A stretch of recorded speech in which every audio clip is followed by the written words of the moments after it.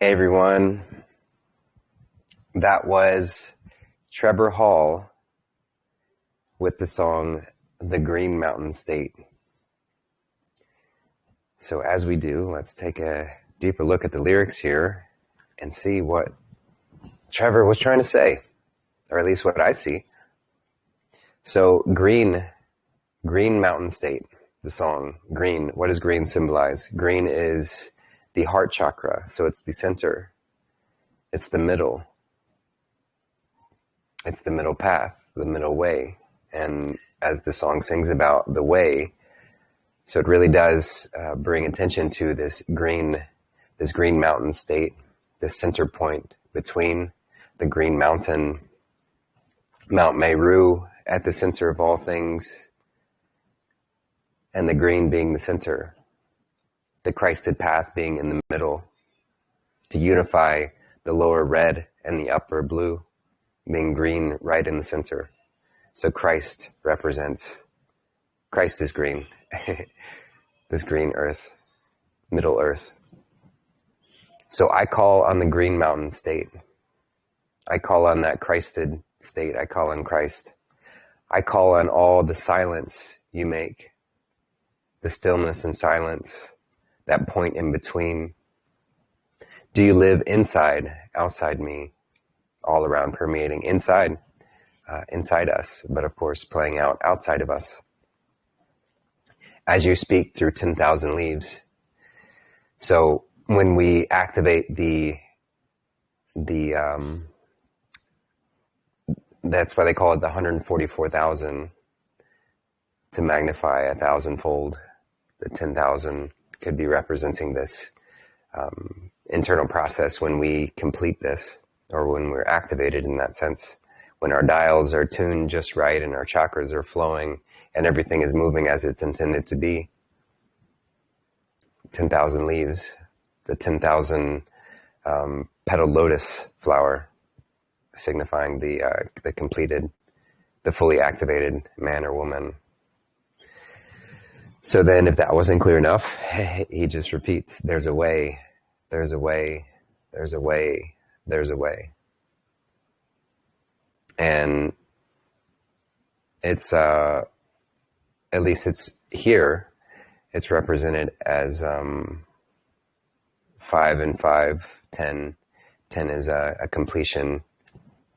Maybe there's a point to that counting. But it's emphasizing that there's a way, and that's the Christed way. It is the way. But then it continues, it has always. So you might hear it as if it has always been, because it will. It has and will ever be. But it has always. So always funnel back to this one way. So no matter how far we veer off the path and go down these wandering little ways, even if it seems like we're driven far off the one way, it's simply a path of discovery to come back. It brings us back into that one way. So it has always. In the house way down by the lake. So the lake could be signifying the feminine, the Mother Earth, the grounded point. She is the motion, the movement. So in the house way down by the lake, a story told in a mystic way. To begin this process, this hero's journey of rising up the spine, ascension is an internal process. So why was Jesus 33 years old when he died? Because he completed this 33 rung of our vertebra process to die in Golgotha, the skull, so that he could be reborn, born anew, which is signifying to us this process that we're all here to take. We're all here to step into that, this mystical process, because we're merging the two hemispheres, the head and the heart, the metaphysical and the physical, which is why it is mystical. It is bringing that into this physical space. And those roads, they roam through big fields, yeah. And those roads, my heart, they come still. So those roads are within my heart, and they come still. So we find the stillness through the wandering, weaving paths and come back to they come still because there's a way. There's a way to that, and that's what he taught. That's what they've all taught, is this way. There's a way. There's a way. And it has always been, always will be. I call on the letters in leaves, communicating with nature. I call on the ones we don't see, the unseen, the angels, that which is beyond our physical senses, that with which requires that leap of faith. My soul is born on the wheel. Yeah.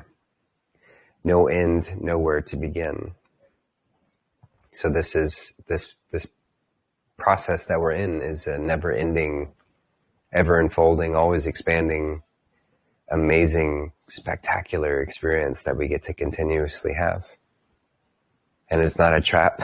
It's not something that we're stuck in, that we're forced to do. It's something that we enjoy. We want to participate with. We help to create this experience so that we can have it and fully immerse ourselves into. No end, nowhere to begin.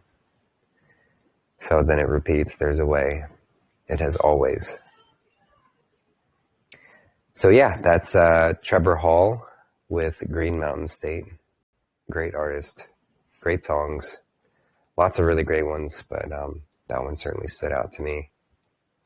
So happy to share that with you, and thanks for listening. So yeah, let's dive into the show today. We've got, where are we? This is Friday, December 13th, 2024, as some call it. And we're jumping into another Quest-i-on, the quest to illuminate the single eye, the quest I am on, where we gather and ask questions and see what comes up. Let Spirit guide us and see where she takes us. Where is it going to bring us today to unfold in this mystical mystery that we're a part of? And how exciting is it, right? So in these shows, there's no such thing as an off-topic subject, something that we can't discuss. Everything is within the range because it's all connected. There's nothing that's out of that. So if you're new here, we simply gather to see what comes up. And so if at any point you find yourself inspired to jump into the conversation, whether to share on a particular topic that we're discussing, or to ask a question about anything that you've been going through, to share something that, an experience you've been having, all of that is welcome. I do have some offline questions that I've been submitted, and people can always send me questions whenever they like, and I will definitely keep them in the queue to answer on a future show. But I do love to give priority to those who are actually here live present on the call. We are going to start with a topic today, but normally I love to just jump into whomever is here live on the call. So I know we'll have time to get to live callers. So if you do find yourself wanting to speak up, just simply raise your hand. And if you're unfamiliar with Telegram, that's just hitting the censor button to raise your hand to me, and then I can open up your mic. And when there's an opportune moment, I can call on you. And if you have trouble finding that opportune moment, just simply toggle your mic on and off. And so that's, if your mic is already open, toggle it on and off by hitting that center button. And I'll do my best to see that. And then I'll call on you when there is an open space. but there should be plenty of opportunity to just jump in. There's not a lot of energy where we're clamoring over each other to speak. There's always room for jumping in, so feel free to do that if you feel inspired to. And yeah, just to give an update on me, I've been, as I mentioned last week, I've been I was in the North Carolina area, and then I've since moved over into Tennessee, and I'm just kind of moving around this region, which is the region that I grew up, to see friends and family in the area, connect with those whom I love and those whom I haven't seen in quite some time. And it seems like that's what I'm being called to do, just to recultivate those connections. Today was a lot of fun. I'm at my sister's house, and I had such a fun time playing with her children, just having fun with them, and it's been wonderful to reconnect in that way. And yeah, last week or earlier this week, I was with our dear sister Donna Dika and her family, and that was such a wonderful experience. So I'll be continuing to travel around and see some family in these times. So I mentioned that the watch parties I'm likely going to suspend for now. It's just not as easy for me to have time to do all of that. With these shows, I might be doing them at the regular time. I might do them impromptu, but it'll just kind of be decided on each week. You know, I want to give priority to the people that are here and around. So we'll see how that works out. But I'll definitely keep everyone posted, and that'll just be until after Christmas, and then I'll get back onto a normal schedule. So just a couple weeks. So yeah, and then in North Carolina, as I mentioned, I was with a wonderful group called the Foxhole Foundation, and they have been doing just such a phenomenal job at raising funds to help support those who were affected by Hurricane Helene. They are still just consistently pouring in all of their effort to help as many people as they possibly can. I'm in a text group with them, and it's a lot of work even to just keep up with the amount of things that they're doing. They are constantly getting hotels for people who need a place to stay to get out of the cold, to deliver campers to those who need it the most, who have had their homes destroyed, and to just get relief to those who need it the most. So they've been able to raise a good amount of money to help those, and every bit of that is going to helping the beautiful people in that region who need it. So if you do find yourself inspired and wanting to help in that area and just aren't sure what group you can trust and where it's going, I can say wholeheartedly, after having spent time with this amazing group of people, that every bit of what they raise is going directly to help the people. They're even covering expenses of travel. It's not cheap, not cheap to drive around. But they're covering all their expenses out of their own personal funds. So the donations go to helping the people. So that's foxholefoundation.org, where you can find ways to support that group. They're working to get more established in that area so that they can have a sort of a home base to help those in the region, because it's not over. You know, there's still people that need help and will need help. So yeah, there are lots of ways that you can get involved, and just sharing is an amazing thing to do. Even if you aren't able to help financially, it's an amazing thing to just share their website, share the podcasts that they're consistently on. I've shared a few, but you can find others where they're consistently on and sharing about what they're doing and how things are going. So it's a great group. And then also, I've mentioned before, but I've been helping out an orphanage in Uganda. And right now, Bali, who is the helps run the orphanage, he's working to establish a fundraiser sort of setup so that they can reach out to those in the local community who need help during this Christmas time. They try and set up something to where they can feed. Not only, of course, they have their orphans who live there, but there are a lot of children. He said it can be upwards of 50 children that will come to the orphanage from the local community who have a home to stay in, but their homes are not a good situation. You know, it's not usually a good family dynamic. They might not have food every day.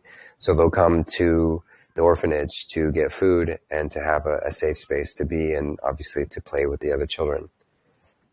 So they're working to kind of have an event where they can help feed these children in a bigger way, but also invite their the single mothers and those who are supporting these children to come in and be able to get food and cleaning supplies and blankets and clothing and things of that nature that they might need. So if you want to help out with that, that's certainly very appreciated. You can go to it, well, any which way that you can send funding to me, I will make sure that it gets over to Bali. If you just include a note on that and say you want it to send to Bali. So here's my contribution page. So thank you for all who have helped out with that. And then you can also go to Gifts and Go /Lions of Uganda if you'd prefer to go through this way. Every bit of it that comes through here is going directly to Bali. So yeah, if you want to help out with that, that's super appreciated. They have their channel as well where he's listed sort of the budget that they're trying to do. And it is, their channel is Lions of Uganda Children's Ministry. So I'll do a quick share of that.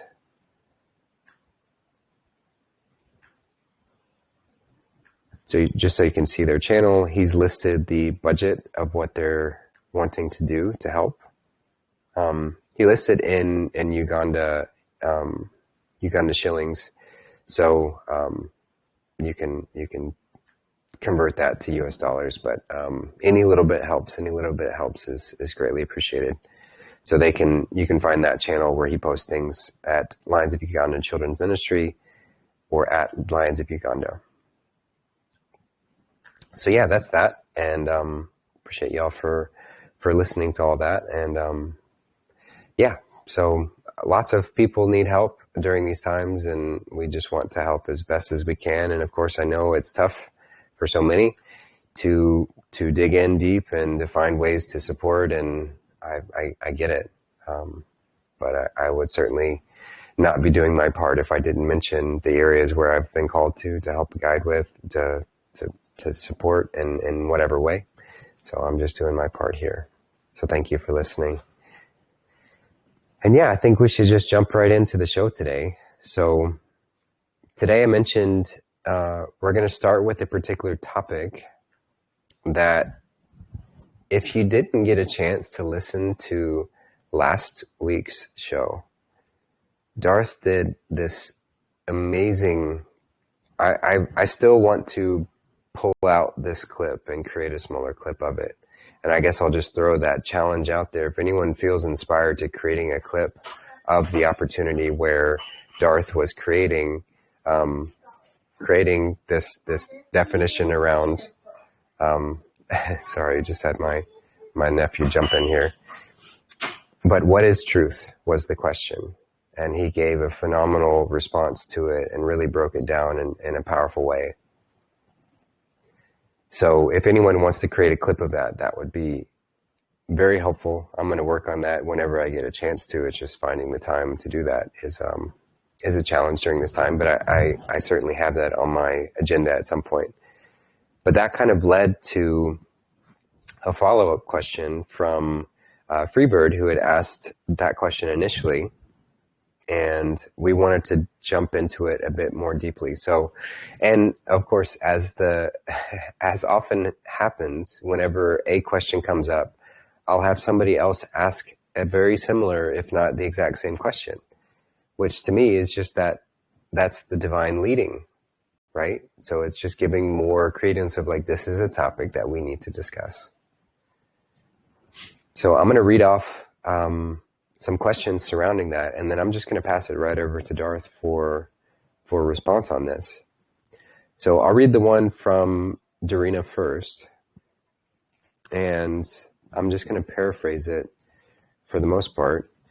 But she said, I've been coming across the idea of soul trap more and more recently, which has put an unnecessary distance between me and the man I love, who still falls into the truth community at large.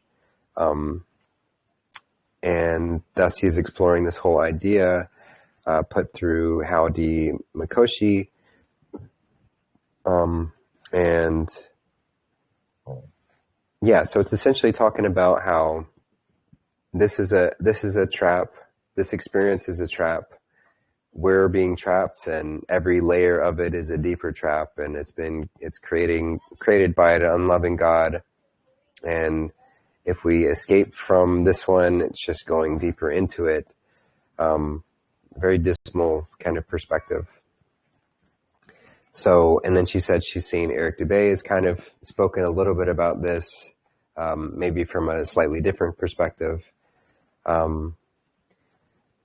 And so she asked, is the more recent sharing of the soul trap possibly a part of the Q plan to get, because she said she's hopeful that this idea, even if it's dismal in and of itself, might lead one to going within to discover the true loving God at the core of all of this. So she's asking if that might possibly be a reason for this to go, for us to have these concepts put out there, and she said, have the effects either way of this soul trap idea already been observed over the years? And if so, what is the most common outcome, please? And then, yeah, so that was that question. And then part of Freebird's question as well was, please elaborate on the soul lure system, the afterlife deception, its purpose and current state. And then my simple question, do you think religious organizations and churches will fall? So those are the questions, and I'm going to follow Darth, but I want to give him an opportunity to jump into these topics first and foremost, just because I love his perspective, I love his wisdom, and I'm very curious to hear what he has to say. So I'll pass it over to you, brother. Thank you. I'm going to start with a story. This happened long ago in the past iterations of the Matrix. Specifically, it happened just before Noah's flood, when the battle between the Nephilim and the children of God was very intense. And so there was a prophet, a man who was walking with God at the time. And he had an apprentice, a son of the prophet. And the two, they came upon a village that had been slaughtered by the Nephilim. And you know, there's bodies all over the place, and the place is just in disarray, and the people are terrified. And eventually they corner this Nephilim demon. And the Nephilim demon had taken the form of a little girl. And they get this thing cornered, and the master tells the apprentice to put this demon, this Nephilim that appeared to be a little girl, to put it to death. And the Nephilim, the demon, starts to cry out, "Oh, help me, mommy. It hurts. Help me. I'm scared. Where's my mommy? And where's my mother?" And the apprentice, well, he was just an apprentice, and he hadn't been battle hardened yet. And so, you know, he hesitated, because what he saw in front of him with his eyes of inexperience, he saw a human little girl that was in distress and making the sounds of a human little girl in distress. And he hesitated, and he was too close. And all of a sudden, you know, the Nephilim jumps up and is about to kill him, and the master strikes it down but doesn't kill it. Strikes it down and kind of impales it to the ground, and so it's stuck there. And everyone's shocked, and it's a horrifying scene. But the master, says to the Nephilim, the demon, he says, "You killed your mother at birth," because that's what happened. Is the way that the Nephilim were reproducing, is that the demons would rape women, and the child would grow in the womb, but because it was a demon, the womb of the human female couldn't contain it, and the Nephilim would basically eat its way out and kill the mother. So Nephilim babies don't have relationships with their mother, so there is no legitimate reason for this demon to be crying out to its mother. So the master's like, you foul demon, you have no mother. You killed your mother when you came into this world. And then the master asks the apprentice, why would this thing cry out to its mother? And the apprentice is still in a state of shock. So then the master speaks to the Nephilim, and it says, by the power of the seed of the woman, I compel you.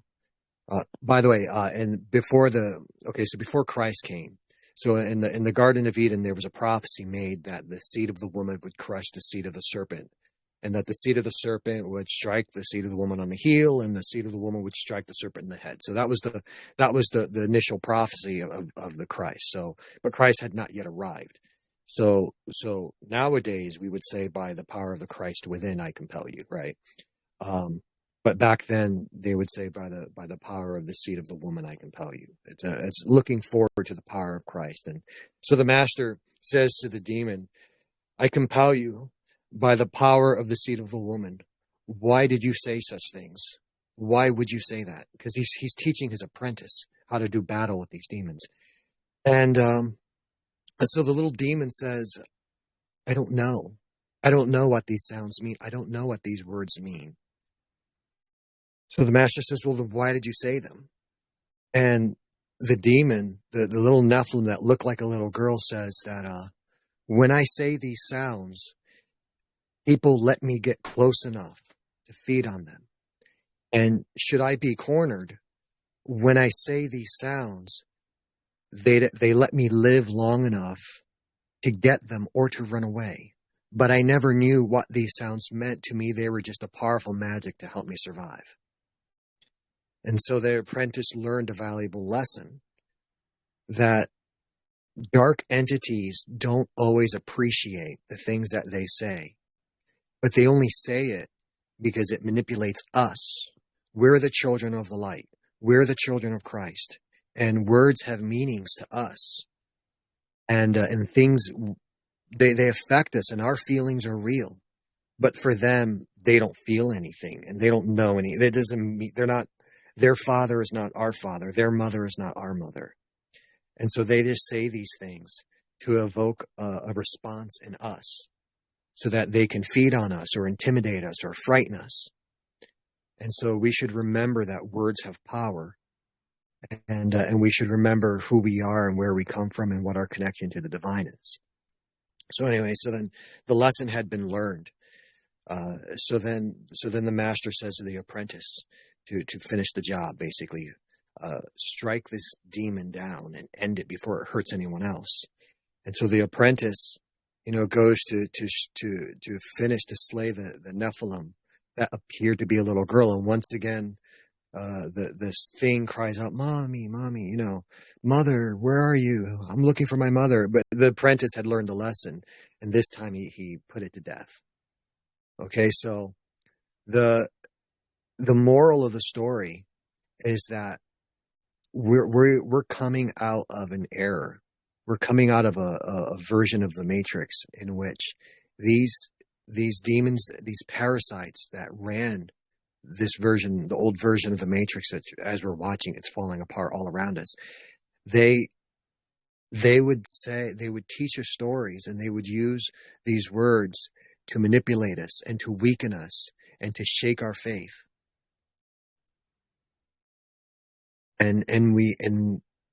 But we shouldn't let our faith be shaken. So if the story that we're hearing, if it isn't good, it can't possibly be true, because goodness creates truth. And it's simply that simple. Even if we don't have access to someone to tell us how things really are, and even if we don't have access to the information, and even if we're all alone and we're isolated and we're hearing and we're seeing the appearance of an illusion and it looks terrifying and horrifying, if it's not good, it can't possibly be true. And so then we should stay centered in our connection to goodness, so that then the truth of the matter can be revealed to us. So that's how I would like to open the conversation. So, okay, so there's two experiences that occur in these near-death experiences where people, they die, for a little bit, and then they're brought back. And the two experiences, the first one that happens very often is that people go before a tribunal or a judge, and their life events are played before them, and then they're coerced into coming back.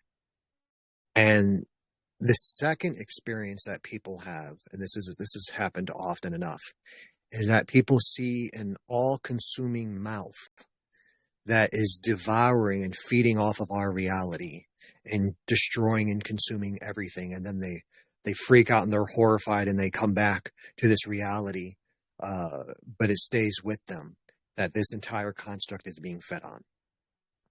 So those are the two experiences, and I'd like to address them both. So let's go back. Let's look at this, instead of looking at it from our perspective, let's look at it from the absolute divine perspective. So you have an absolute entity that is going to create the construct of reality. Now, and so it splits off, it multiplies and divides itself to create other lesser entities to then occupy this realm that it has created. But why would any aspect of itself stay here? See, the way that this construct, this realm that we call Earth, which is the heart of reality, the center of it, why would anyone stay here? The way that this realm works is that we're co-creators in it. So if there's no one here, this realm collapses, and then reality ceases to manifest. The realm is designed to work. It has to be played. If there's no players in the game, then the game stops, and then goodness cannot manifest itself. So there's one absolute goodness, and there can ever only be one absolute goodness, but there are many manifestations of that goodness. But in order for the manifestations of goodness to exist, there has to be people to observe the manifestations of goodness. See, we all have a unique perspective. So we're going to go back to the illustration of how many Justin Carpenters are there. Okay, so in actuality, there is only one Justin Carpenter. However, we can only see him through our own perspective. So I have a very unique perspective of Justin Carpenter. But the version that I see is not the version that his mother knows, is not the version that his friends know. It's not the version that his past lovers know. Okay, so we're all seeing a different version of Justin. And there are as many unique versions of Justin as there are people to see him. So if there's 10 people, then there's 10 versions. If there's 1 million people that all have a unique perspective of Justin, then that's how many versions there are. And it's the same way with absolute divine love. Okay, so there's only one in actuality. However, there's many perceived versions. But if there's no one looking, then there's no perceived version of it at all. So it is very necessary that we be down here experiencing and seeing the goodness all around us, so that goodness can be perceived, so that goodness can manifest, because it can't manifest if there's no one looking. Okay, it's like the old saying, If a tree falls in the forest and there's no one there to hear it, does it make a sound? No, doesn't make a sound. Doesn't even exist. Somebody has to be there in order for it to exist, because we actually play an important component in this place called Earth even existing. So there has to be a component to keep us here. Otherwise, because there's two forces. There's the downward material force, and then there's the upward spiritual force that animates the material force. But if there's not a counter to that spiritual force, we'll all just go home. We'll all just keep ascending and ascending and ascending until we get all the way up to the absolute divine being, and then the entire construct of reality would collapse in on itself, and then we'd be back to where we started. This one absolute divine love, unmanifested, with nothing else existing. All of it would come to an end. So there's got to be a mechanism. Now, so let's go back to the other. So first, before we really address the whole court tribunal judgment in heaven, where you get your entire life reviewed and then coerced into coming back here, let's go to the other vision, which people see, the all-consuming mouth. Now, the all-consuming mouth is a symbol, and it's a very deep symbol, very deep in the mind, and it is actually really the perfect symbol. Because a mouth can do many things. Okay, but there's one thing that a human mouth does, and a human mouth speaks words, and words create. So that mouth is what has created everything. Even in the Bible, it says, "In the beginning, God was." In the beginning the Word was, and the Word was with God, and the Word was God, or like that, depending on what version that you read. So every ancient culture acknowledges that words create reality, but words are spoken by a mouth. Now, a mouth may speak many different types of words. We can speak blaspheme, we can speak love, we can speak the most beautiful poetry, the highest intellectual ideas. A mouth can also speak crude words, curse words. The mouth, words can set a whole forest on fire. Words can kill. Words can bring back to life. Our entire culture is all based on words. We go to a movie and we're like, wow, that was great dialogue. That was an excellent script. The libraries are filled with books, filled with words. But a mouth can also, it can also tear, it can crush, it can bite, and a mouth can also vomit. So a mouth is the perfect symbol for the point just before we reach the absolute divine. But whose mouth is it? It is the mouth of the self, the divine self, but that's who we are. So it's actually our own mouth. So a mouth can kiss, or a mouth can tear and bite, and depending on your vector as you approach it would depend on how you would see it, and your relationship with the divine being within you would determine the relationship with that mouth. So you might have one person that dies, and for whatever reason, they pass through all the chakras and they ascend through all the levels of heaven. And for whatever reason, they get to the absolute source and they see that mouth. So for one person, they might see that mouth as the absolute mouth of evil, consuming and destroying and feeding on everything. And they might actually see the louche process. But that isn't an absolute reality. That's their relationship with the divine self. Another person might, for whatever reason, allow themselves to die and might ascend all the way through all the chakras and all the way to the source of reality and see that same mouth and receive a kiss and even pass through it to the absolute self. and then come back again, and then come back and reincarnate. So now the demons, the Nephilim or the Sith, the sick ones, because that's what Sith means. It means sick. So the parasites that are trying to promote sickness in this world, what story are they going to tell? What stories are the computers and the internet and the Google? What stories are they going to promote? Are they going to promote a story where, wow, I got hit by a car and my heart stopped and I went all the way up to heaven and there was this mouth and then it kissed me and then I landed back here. Next thing I know, I was being shocked. Are they going to really promote that story? And how many people would even experience that story? What sort of stories have been spread by this last dying version of the Matrix before we enter into this new paradisic one? Now, the judgment story where people are forced to pass before a judge and their life is played back and they're forced back here.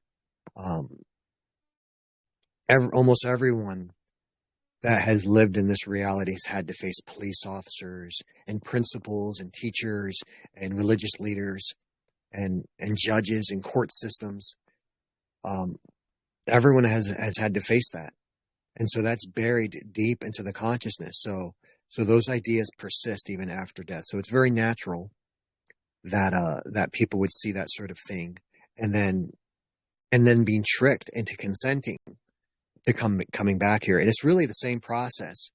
When you go into a physical court, and they ask you your name, is your name John Doe or Jane Smith? And you think they're speaking English, but they're actually speaking legalese. And so you think they're referring to, the name that your mother gave you, and they're actually, they're referring to something else. And so they're tricking you into consenting. It's the exact same process. And so as Eric Dubay brings out, which I really do enjoy Eric Dubay, and I encourage everyone to read it, watch his videos. As he brings out the whole linchpin of this thing is really consent. So when the absolute divine first divided itself and separated itself and multiplied and created this realm, there would have to be a reason why we would want to come back here. Because if we don't and this place collapses, then what was the point of all of it? And we'd want to ask ourselves, how can this realm compete? Like, why would anyone come here why did we come here in the first place? And why would anyone return here? So in one way, the absolute divine, nothing can compete with the absolute being, because only by going there are we ever really truly whole. When we're here in this realm on earth at the heart of reality and we're searching for things, what we're really searching for is an aspect of ourselves. And we're searching for an aspect of that absolute divine being. But we would never really truly be whole until we ascend all the way back to God and toward being God. But remember, it's an absolute being. So it holds all positions simultaneously. So there's no way to compete with that, but also we can compete with it. So we answered the question, how is it that we can't compete this realm? How is it that this realm can't compete with actually being God? Well, it can't, because there's no experience as intense as being God. Being God is absolutely bliss, but it's also absolute pain. It's absolute ecstasy, but it's also absolute horror. But nothing can compete with the intensity and the absoluteness of that experience. So in that way, there's no competition. But in what way is there competition? When you're all the way up there as God, you're absolutely alone. There is no one else there, and there is nothing else there. And you are both complete and incomplete. And you're both satisfied and unsatisfied. And so you're there, but you're also not there. So it's a hard experience to explain, but everyone that has actually successfully done that has said that there's no competition with the intensity of the experience.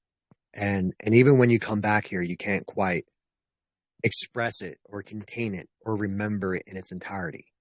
And therein lies the way in which this realm does compete. because all the way down here are the beautiful individualized aspects of that perfect being. So, for example, down here is beautiful flowers. See, all the way up there is God. There are no flowers. There just isn't, because there's nothing but you. But down here, yes, there's the individual flower. There's the individual rose. Okay, there's the individual woman. There's the individual man. There's the individual thing that you most enjoy. Fast cars, beautiful paintings, good stories, good food. That's all down here, but not up there. There's also more than one person. Up there, there's just one. Down here, there's many. There's many interesting new people to meet. So in one way, this place can compete. So if all fear was to be eliminated, and if all negative entities were to be eliminated, let's say, how would that process work? So now that you know that that court doesn't actually have any power over you, that that court has to, if it even manifests for you, because now that you know what it is, and you can't unknow it, now that you know it, it might not even manifest for you. And if it does, it would certainly have no power over you, though it might try to convince you that it does, if that event even happens for you now. But let's say that the truth of the matter is so far spread throughout this realm that now everyone knows about it. And so when everyone goes up there, how would that process work if there's no intimidation? Would the court even appear? Perhaps not.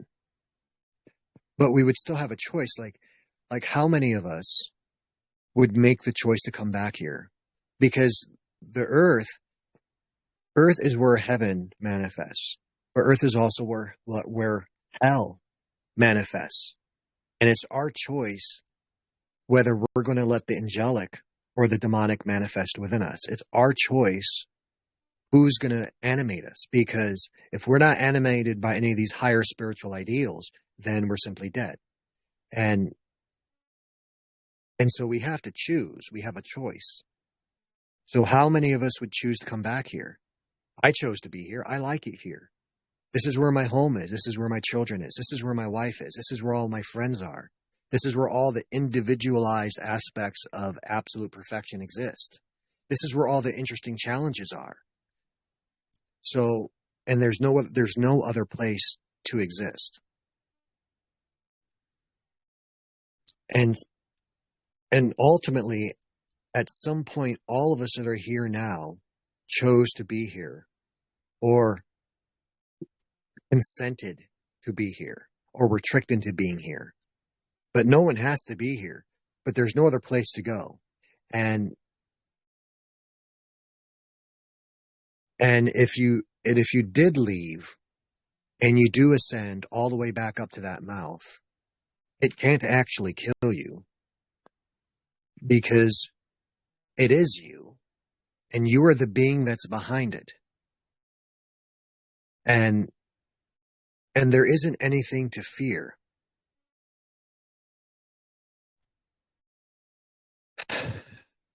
But it would be incredibly intense. And that would be one hell of a roller coaster. It would be a wonderful, amazing roller coaster to go on. And at some point, we're all going to do it. And at some point, we've all done it. But it's the forgetting. It's the forgetting is what gives meaning and allows us to experience the individualized aspects of divinity. Because if we really truly remember, because remembering is associated with the nature, because people don't do what they think or what they know, they do what they are, and they are what they remember who they are. And so if we remembered, truly knew who and what we were, then we couldn't even exist here, because us even being here on the earth realm requires that we not remember who we are in our entirety. Because that absolute divine being is the source of both the feminine and male aspect. But in order to exist down here, you have to be either male or female, which means you have to forget the other aspect, which is why you're drawn toward it, because you're trying to reunite with your true self. So So I hope that sheds some light. Um, so I think that's the 3 points that I wanted to cover. To not be tricked by the words that the parasites say, because the words belong to us, not to them. Everything belongs to us. Everything belongs to Christ and to the children of the Christ. Nothing belongs to the parasites. Everything that they have stolen, including the words and including the stories. And they've perverted it to trick us, to induce us to inactivity or to fear. And if you were to go to that court in a state of fear, then what sort of, and you come back here in the state of fear, what sort of world are you going to manifest and help create? But if you go before that court, if it even, half the time when you're in a state of high vibration, half the time the fear can't even manifest and it can't even approach. And then when it does approach, it's forced to just give you a gift and then depart. So being in a state, that's why it's so important. Once again, we go back to the practice and to the meditation. That's why it's important every day to meditate and to observe the self and your relationship with the self. So your relationship with yourself, and to observe the state of your vibrations, and to practice letting go of the ego and letting go of everything that you think that you are, and just and reconfirming your connection with the divinity within, so that when you do die, if you choose, if that happens for you, that then you can navigate through these realms, and then you can stand in your divinity and not give consent to anything that you don't want to consent to. All right, I don't want to talk in circles. I think that's what I have to say. As always, that was that was phenomenal. Really, just a great breakdown, and I agree wholeheartedly. It's yeah. I mean, if you want to consider there being a trap, well, believing in the trap is the trap, right? Just as you mentioned, the consenting. If we consent to the court system, and when they say, do you understand? Do we stand under that system? Do we consent to being subservient to some false construct? Then the false construct has power. So this idea of a trap, if we believe, that's how powerful we are. If we believe in that we are powerless, if we consent to something having power over us, then it happens. Until we realize, there's purpose in that too. There's purpose in these concepts of traps and hellish concepts, because they're there to encourage us to re-strengthen ourselves, to step back into our sovereignty, to step back into our divinity, even if we have to go through however many iterations of extreme discomfort, misery. All of that's there to bring us back out of it. So these concepts that are pushed. Oh, go ahead. Sorry, there was one thing that I wanted to explain. Sir, as soon as you started speaking, you reminded me. So why would evil do this? So, and the reason why the solar system even exists is because evil doesn't reincarnate, not like we do. See, even if we're in a state of ignorance, okay, and even if we're in a state of fear, and even if we somehow, so let's say that we don't know, and no one told us, and we die, and we believe all of these stories, we still come back here, and we still have our soul, right? But evil doesn't have that. Like if someone evil dies, the evil within them, okay, the evil entities that were animating them doesn't reincarnate with them. It's like a drawbridge. Okay, someone So in the construct of reality that we call Earth, right? Evil just can't get here. Someone has to lower the drawbridge. Somebody has to open the window or the door and invite evil back in here. Only love comes here naturally. Love creates. How can I explain this? So you have absolute divine love that is unseparated from itself. And then it uses separation or the dialectic. That's what dialectic means. It means to separate. So love uses the force of separation within itself and starts to separate itself to create everything. And once all the work is done and reality has been created, that force of separation continues on. And that's where it goes beyond and further, and it keeps going, and then you have an undesirable state of separation, right? So, but that evil entity, the Antichrist, the entities like like treachery and hate and fear and jealousy, all of those negative entities, they're stuck. Someone has to let them in. Otherwise they can't get here. See, love will always manifest. Your goodness will always manifest. Truth will always manifest. It's inevitable. However, evil is not inevitable. It's just somebody has to open that door. And for those entities to come back here, okay, someone has to have their foot in the door. Someone has to be here. You have to capture that child. You have to traumatize that child and then rebond it to those entities so that then they're back here. And if no one does that, then they're stuck out. Okay.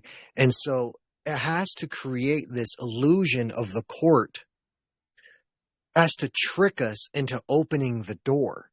It has to trick us to lowering the drawbridge. And if we don't do that, well, evil's screwed. It can't get in. Okay. And so that's why that story is there to trick us into releasing and into giving up our consent. That court is not necessary. Absolute divine love does not judge.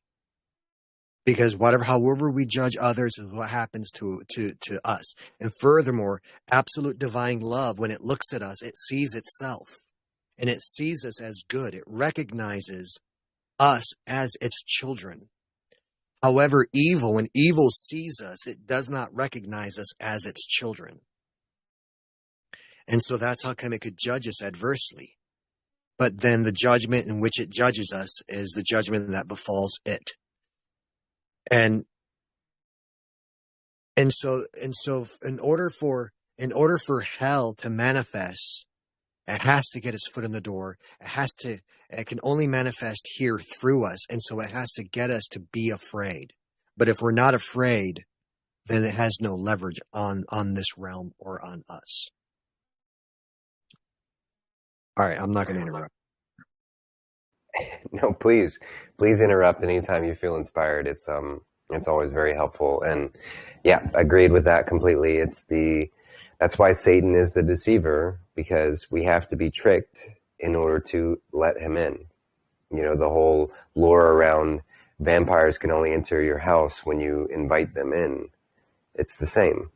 So these negative entities, which are not like scary monster things that, you know, we have to be afraid of or whatever, they're thought forms. They're thought forms that can take over.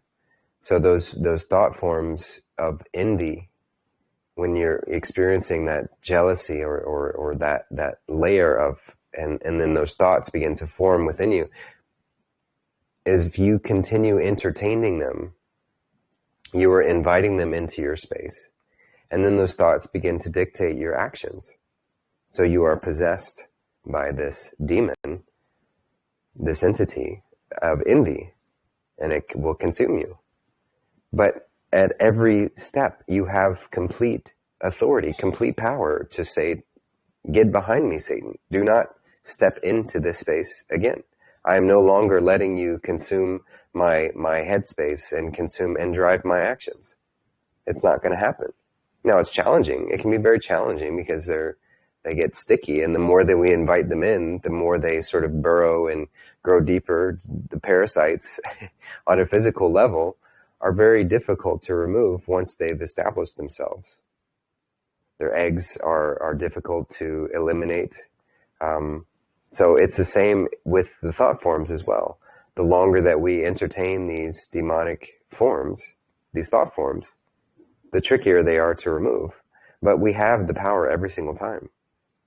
And so, yes, that's the same with this whole concept around the soul trap.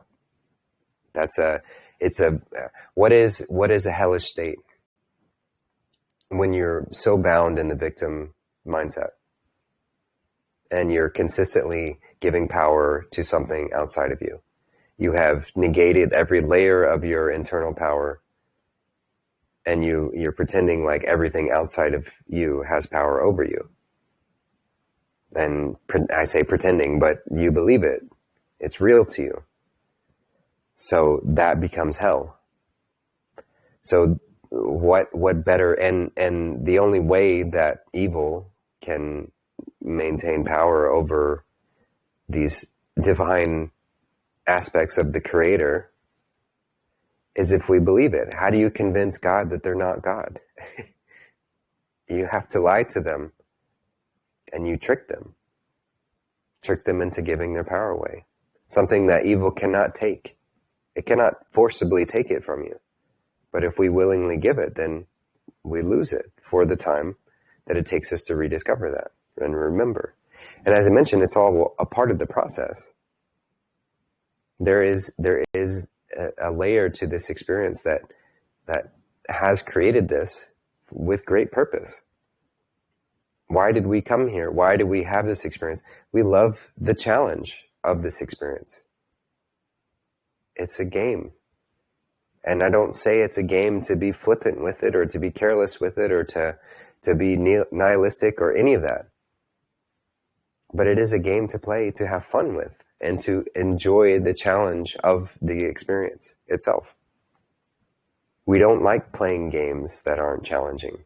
If it's too easy, I'm not going to go play chess against a 4-year-old and expect that to be a fun experience, a challenging experience.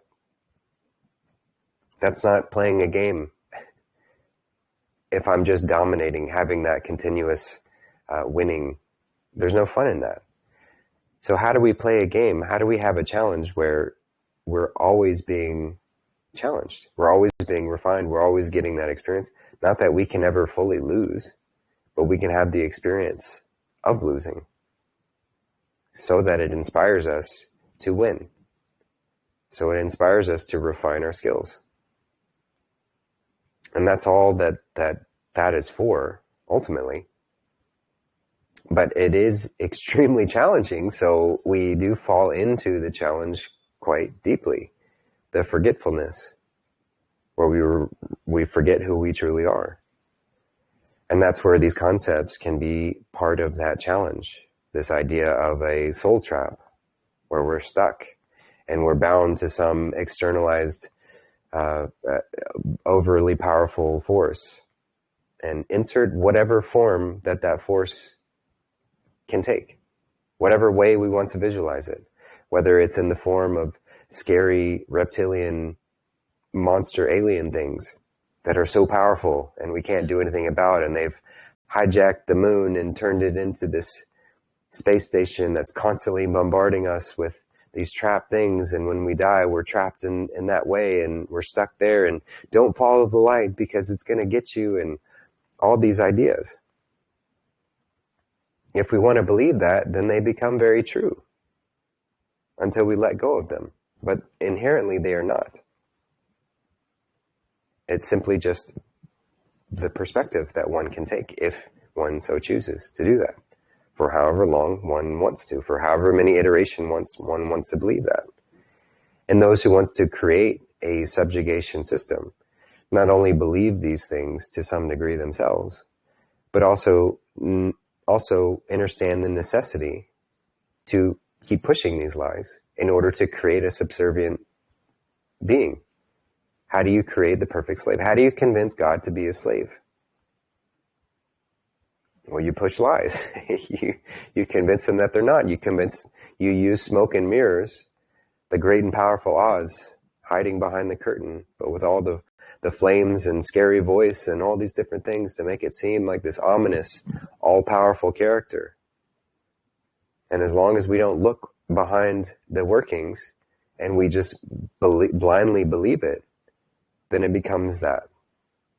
And we stay locked into that system as long as it takes for us to rediscover, for us to find our inner Toto and to pull the curtain away and say, what?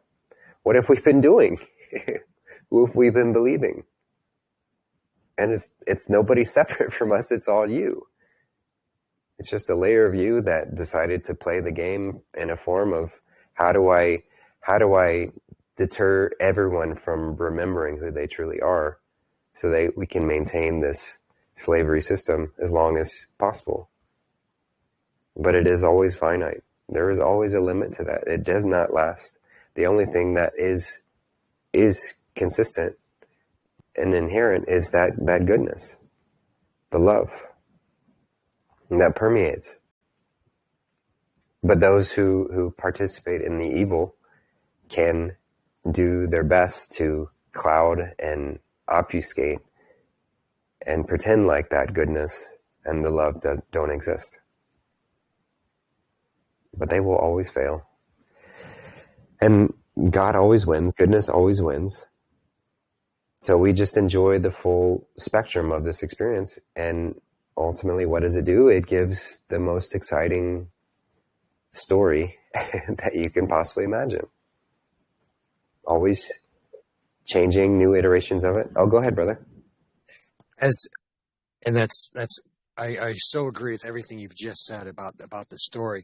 As many times as people have had a near-death experience in which they are judged, there has been just as many times when someone goes through a near-death experience, and instead of meeting judgment, they meet an angel, an angle of themselves, a beautiful being of light, of the light within, and the being reminds them of all the good things that they've had to experience here and all the good impact that they have here on this world.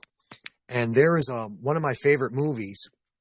It's called It's a Wonderful Life. It's a black and white movie, 1946.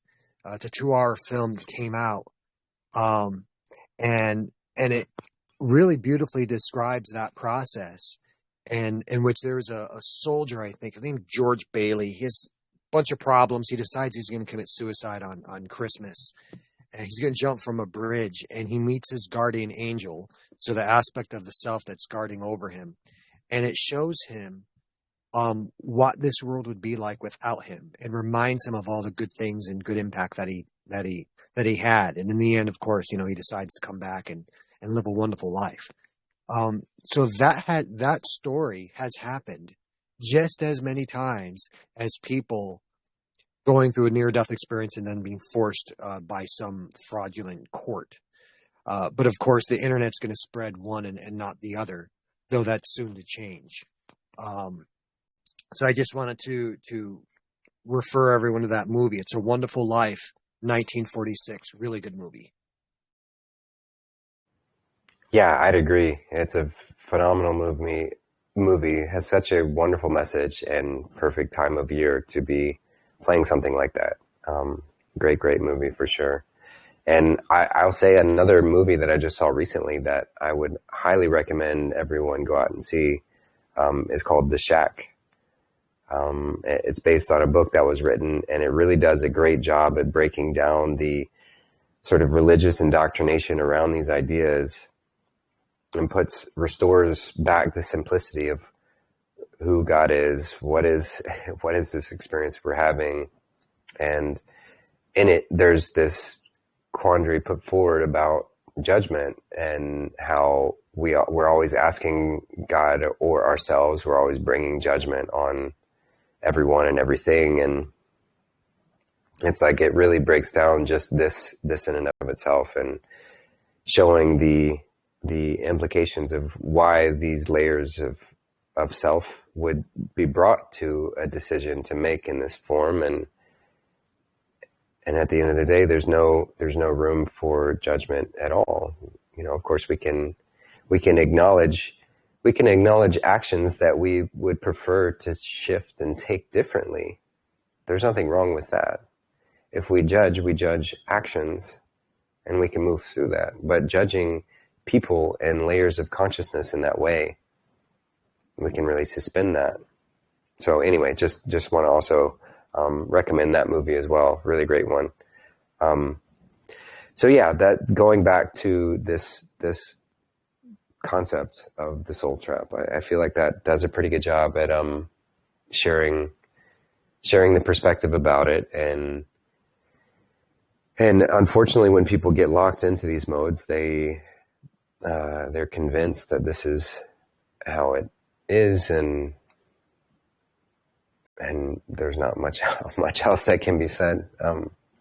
But there is no hope lost in that path is finite. It cannot last.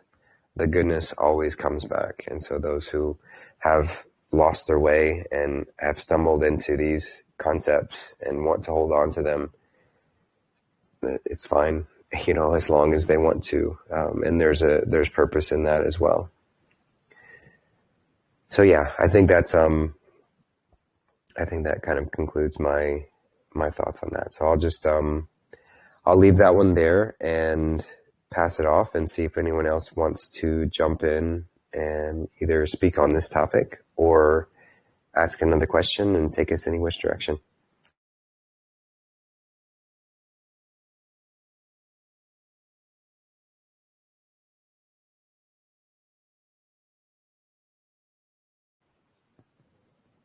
All right. Well, part of Freebird's question was adding on to, do you think religious organizations and churches will fall? And from a religious, this is going to take some time. And I'm not just saying this question, but our evolutionary process away from externalized institutions defining and dictating our relationship with spirit, our relationship with the divine. There is going to be a long process, at least I see, to sort of letting go of that entirely. But eventually, and as Jesus even talks about when he gets on to the disciples for looking at the physical temple and these different churches and things, and he says, why do you look there? For they will all be dust. That they will not last, because they are part of that finite experience. They're part of that control scheme to take our innate spiritual connection and try and put it in a box and try and give somebody else the controls, give somebody else the key of that. Because again, how do you convince God that they're a slave? Well, you have to trick them. Knowing that we are innately spiritual, we are innately connected to ourselves in a space that's beyond this physical experience. So we're always going to be drawn to that spiritual seeking. So how do you convince someone that and steer that innate yearning into something that can be controlled? Well, you create religions. You create religions to take all the teachings of these wonderful masters that came into this space and taught these messages. And the religions take their words, they twist them, and they use them for power. So eventually we will move to where that has no influence, and we have no desire to have any relationship with something that is controlling. So yes, eventually. Now, what doesn't mean that there can't be there can't be communal spaces where we gather to pray and to meditate and to be and to celebrate and to enjoy. So if we want to redefine these spaces of churches into that, once again, there's nothing wrong with that. And I'm sure we will. We are very communal beings. We're made for this sort of connected way of life. So it would depend on where you would draw the line on that. But as far as like us giving our power to some external institution, eventually we will get to that space, and it will happen faster and faster as the dark underbelly of why these systems were put into place becomes exposed. So that's what I've got to share there, and I will just pass it off and see if anyone else wants to jump in.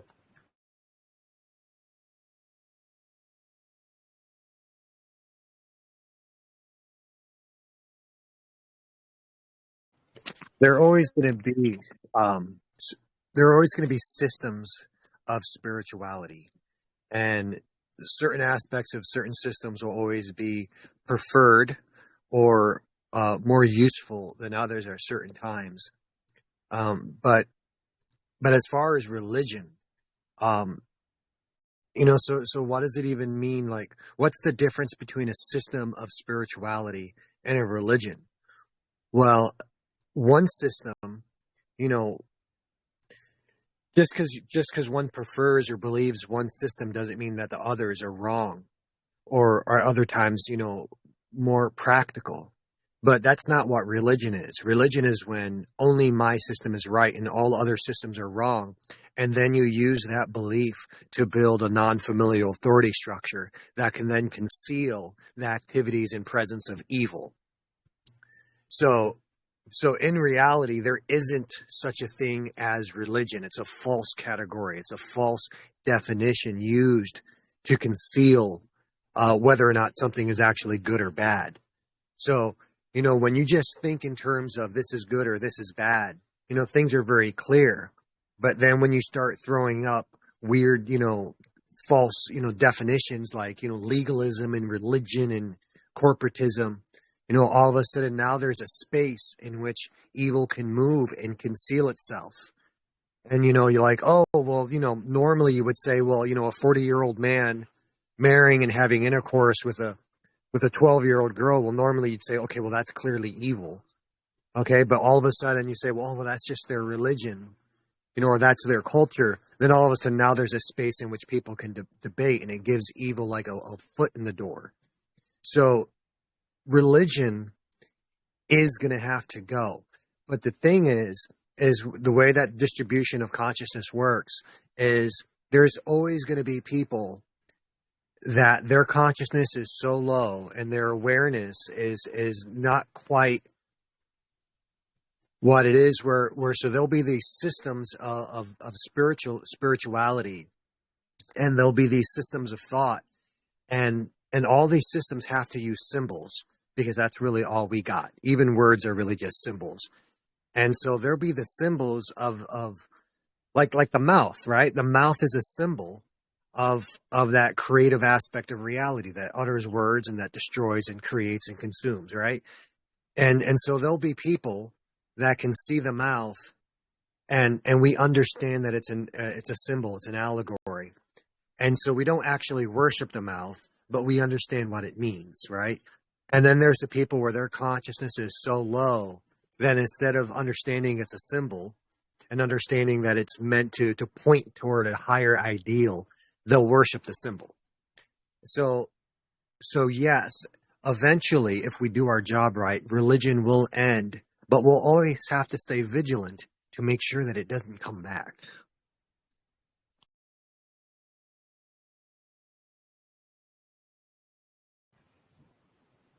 Yeah, agreed completely. Lila, did you have something you wanted to add? Yeah, hi everyone. I was going to add a couple of things. One about the movies. I liked how you accidentally said "move me," and I went off on a little brain excursion around the energy of movies and what they can share. And I appreciate you both recommending those movies. They're both really good. And the other was, it's so much, you guys. You guys are both genius. Darth, like, I love it when you're like, wait, let me see, how should I put this? And I'm like, I know. How are you even finding a way to put this into words? And you do such a good job of it.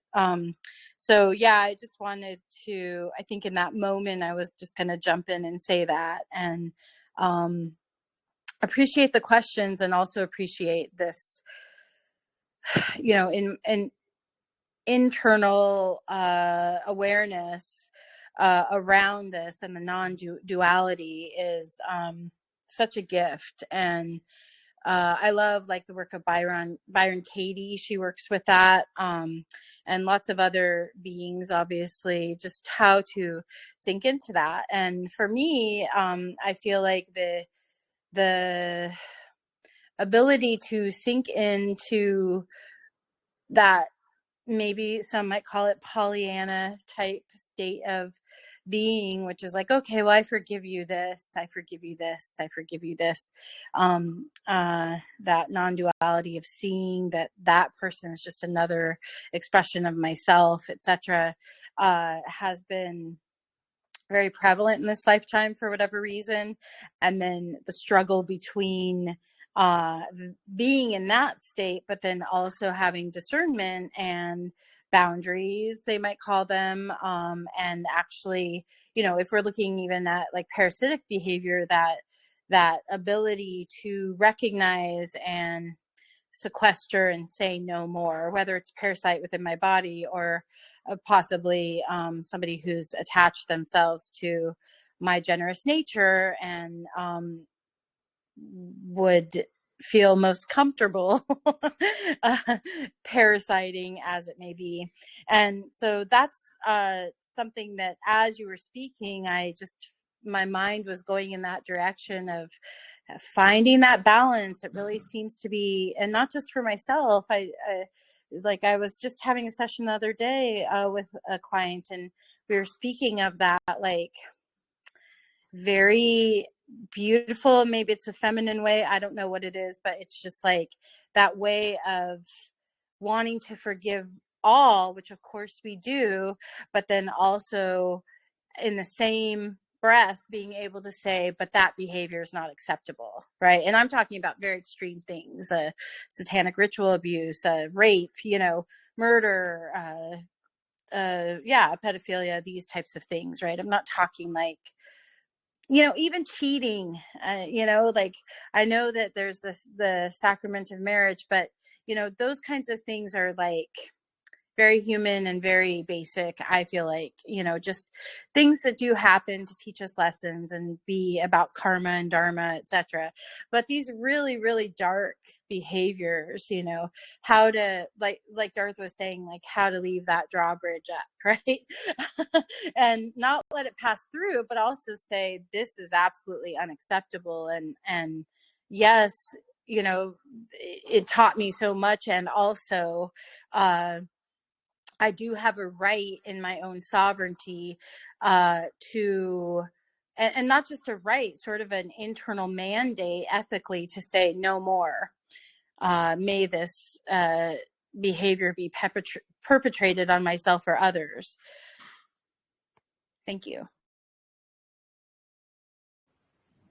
Yeah, it's such a great point to bring up. Thank you for that. And it's as with everything, balance is key, right? Like, this whole idea of forgiveness does not include the continual excusing of behavior that's harmful, right? Like, we have to be very vigilant against and intolerant of behavior that causes harm. And of course, the more extreme, the more intolerant we become of that. But the non-judgment layer of that is to find, even with the behavior, no matter how egregious it is, to find the layer of connection to that layer of self, so that whatever caused, because the only room for harm to be caused is if the separation is believed so deeply to where I believe I am separate from another, and therefore I can cause harm to that other. But I'm not separate. That I am connected to this. So causing harm is causing harm to self.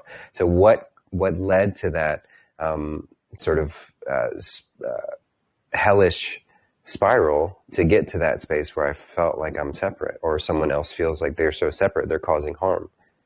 So that's where the letting go of judgment, or the forgiveness to the individual, or that layer of consciousness, can help me renew that path, that connection, instead of further driving a wedge between.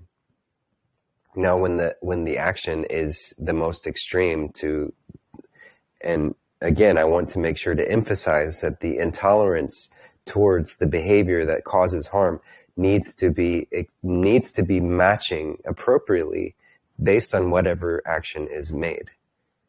So the most extreme need to be met with the most extreme measures of intolerance.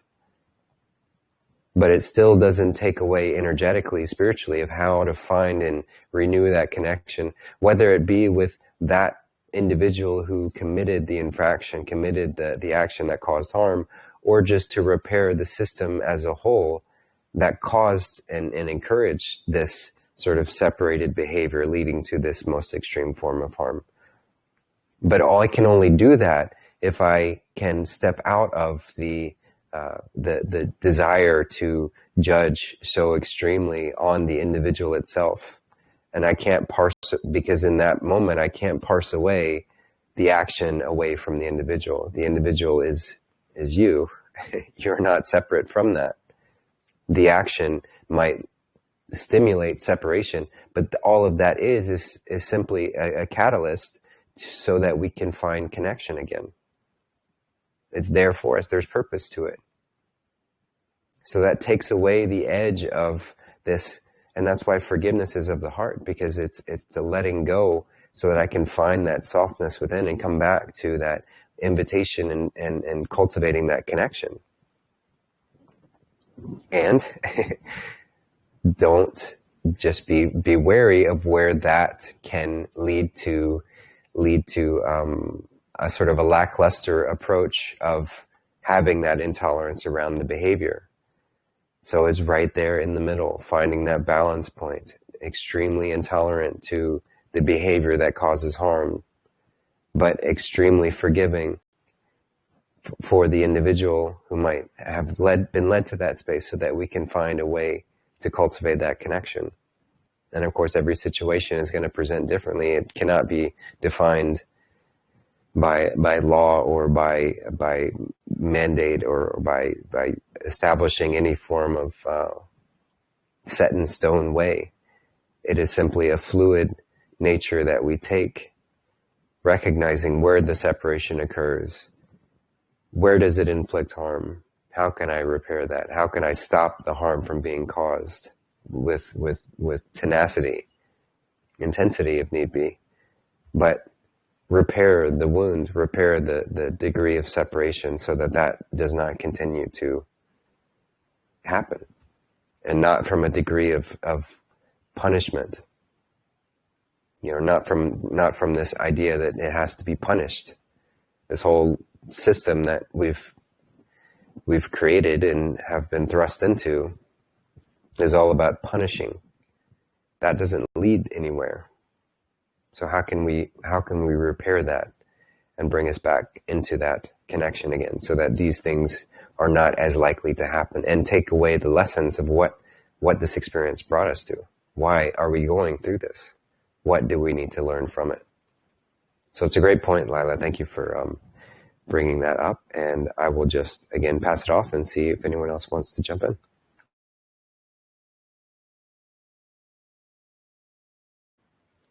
Hey, Rowan, go ahead, brother. Hey there, Justin, and hey everyone. Thanks for having me on here. And it's always a treat getting to listen to so many paladins speaking light language. And it's not light, it's sometimes heavy, but I think you know what I mean. Anyways, my question is a bit of a long one. I actually had to take quite a bit of time to make sure I got it right because as I was listening, it kind of was like iron sharpening iron. And I kind of had to like rephrase it to make sure that it just didn't sound like a bunch of rambling. But yeah, this might take a second, so thank you for listening. So my question is very specific and wordy. It is, should I keep ones in my family or friend circle who have followed the straight and narrow path of becoming a fruitarian, whom I'm very proud of them doing, and it's simple but not easy, as I'm aware. But if they sit up on a toxic high horse and hold a dripping high nose, looking down upon me and others as if they're better than I and said others simply based on us not doing exactly what they do or did to achieve such a wonderful level, then gossiping and saying that I and others are a bad influence to vulnerable individuals also in the same family and friend circle, after they cut communication off entirely to not even know what I'm really up to, despite the fact that they also started from zero, it pushes me away and others not at their level to even want to attempt embarking on such a journey of cleansing and healing, if it means that once I get to said level or even close to it, and not living in the world of comparison, by the way, I too may get so high up in my own head and ass, pardon my French, that I cannot relate or even hold space for the others that need help on their journeys to healing, and instead of helping, cause more harm than good, and then pretend or behave like they are perfectly just and do no wrong based solely on cleaning their palate and doing what they have done to do so. And it makes the entire fruitarian community look bad and drives more away than attract to joining, which is the total opposite of what I believe we are all ultimately working together to accomplish as a truly healthy and purpose-led, God and love-first international family. That these high horse riders can act out in anger and express themselves however and whenever they wish and hide behind their astrology for their outbursts or expressions, which I allow myself to listen to, which I feel like has been a mistake a few times. But I and others not exactly like them cannot say a word. And they can say whatever they want and judge others in an extremely pompous and ill-informed way and act like they've done nothing wrong, like they're basically separate. And this is what I mentioned about listening and how it's like iron sharpening iron. I had to rephrase this, was that they know that they know that what I know, pardon me, they know that I know what they're really doing and what they're dealing with, but they are so still deep inside unhealed and hide behind their accomplishments that they have achieved with their health to use as a sword to hold to others' throats and then dare them to say anything about it, setting me and others up to use and manipulate as a hammer or a tool to slam down or screw down again from that toxic high horse and dripping high nose position that they either intentionally or did not intentionally mean to get to. It seems that after all their supposed healing, they now have gone over the edge and are now destroying any likelihood of me and them ever reconnecting ever again. And that's pretty much it. So thanks for listening, and I would love to hear what everybody has to say about this one. It is a phenomenal question. Thank you for that. I'm just going to summarize it in the sense of how do we deal with those who have, for one way or another, found some idea of some concept to follow that may or may not be aligned with the way of cleaning oneself up and spiritually ascending. How do we deal with those who have found this and are then using this as leverage to browbeat and hold it as power or leverage to say that they are better than others? So it's a great question, and it really is. It's such an important topic to continually stay within oneself as we are seeking and following this path, because the temptation is always there for all of us to have whatever sort of bout we find, whatever layer we find ourselves in, to say, oh, I am more elevated than you, and therefore whatever you're doing is lower, and you are worse than I am. I am elite, and you are not. This is this elitist trap that we can fall into. So it's great to consider, because we can find ourselves on both ends of that.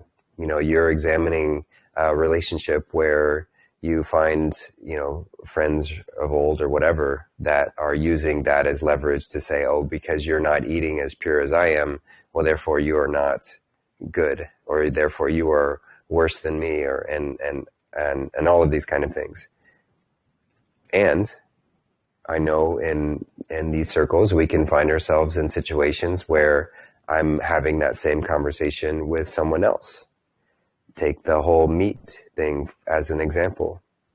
To say that someone is lower than, or less than, or worse than, or bad, or any of those things, because they are still participating in the consumption of meat. It is the exact same. Now, and what you described is perfect in the ways that what it can do, still recognizing that, yes, the more pure we are with our body, the more able we are to tap into these divine frequencies and operate in that way. So there's nothing inherently wrong with the concept. Meat is going to be a much lower form of consumption.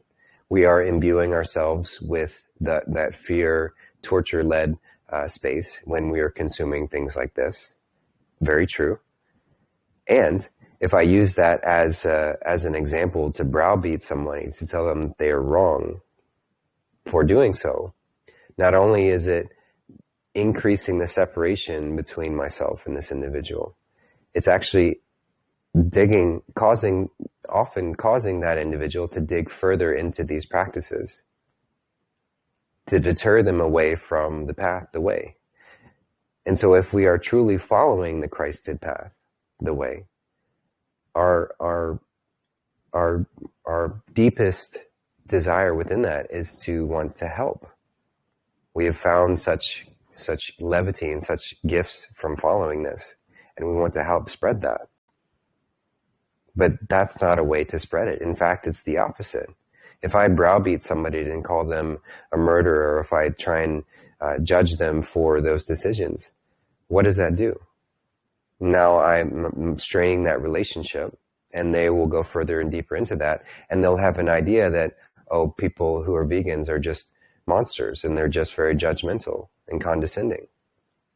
Just in that same way of those friends of yours who have found this fruitarian idea, and they are saying that this is a better way to be, and they browbeat you or anyone who chooses not to participate in that. What does that do? It potentially can discourage you or anyone who sees that as like, oh, here are these snobby people who think they're better than, and they claim to be following a spiritual path, but all this does is dividing further. It's leading me away. And anything that's innately spiritual is about connecting. It's about recognizing the layers between us they're simply for fun. They're not to hold on to as absolute. So the connection is all that is real. Well, it's all that's inherently real at the core. The separation is also real. It's there as part of the experience, but you get my point. So this is the trap that we can fall into when pride takes over, and our ego loves power. It loves to have power. It loves it so much. And so the spiritual path is full of power. Right? When we're deepening our connection with the one source of power, every layer of that causes our power to grow. But if we have not done our due diligence, and this is a daily moment by moment practice of ensuring the ego is not running the show, and some don't even know that their ego is there, or are tricked into some idea that they've wrestled with and dealt with their ego long ago, which is a dangerous place to be, because it means that the ego is so firmly in control of their entire behavior and actions.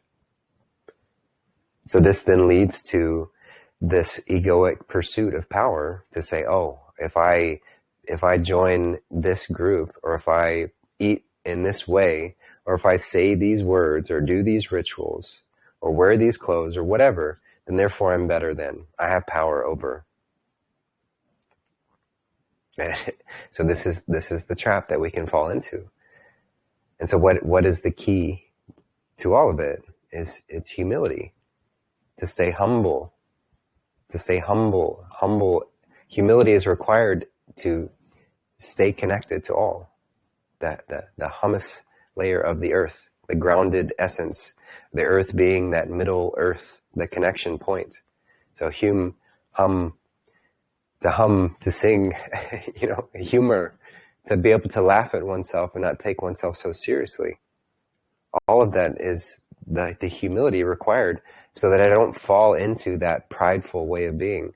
Or on the opposite end of the spectrum, the self-deprecation, that I'm lower than, I'm worse than.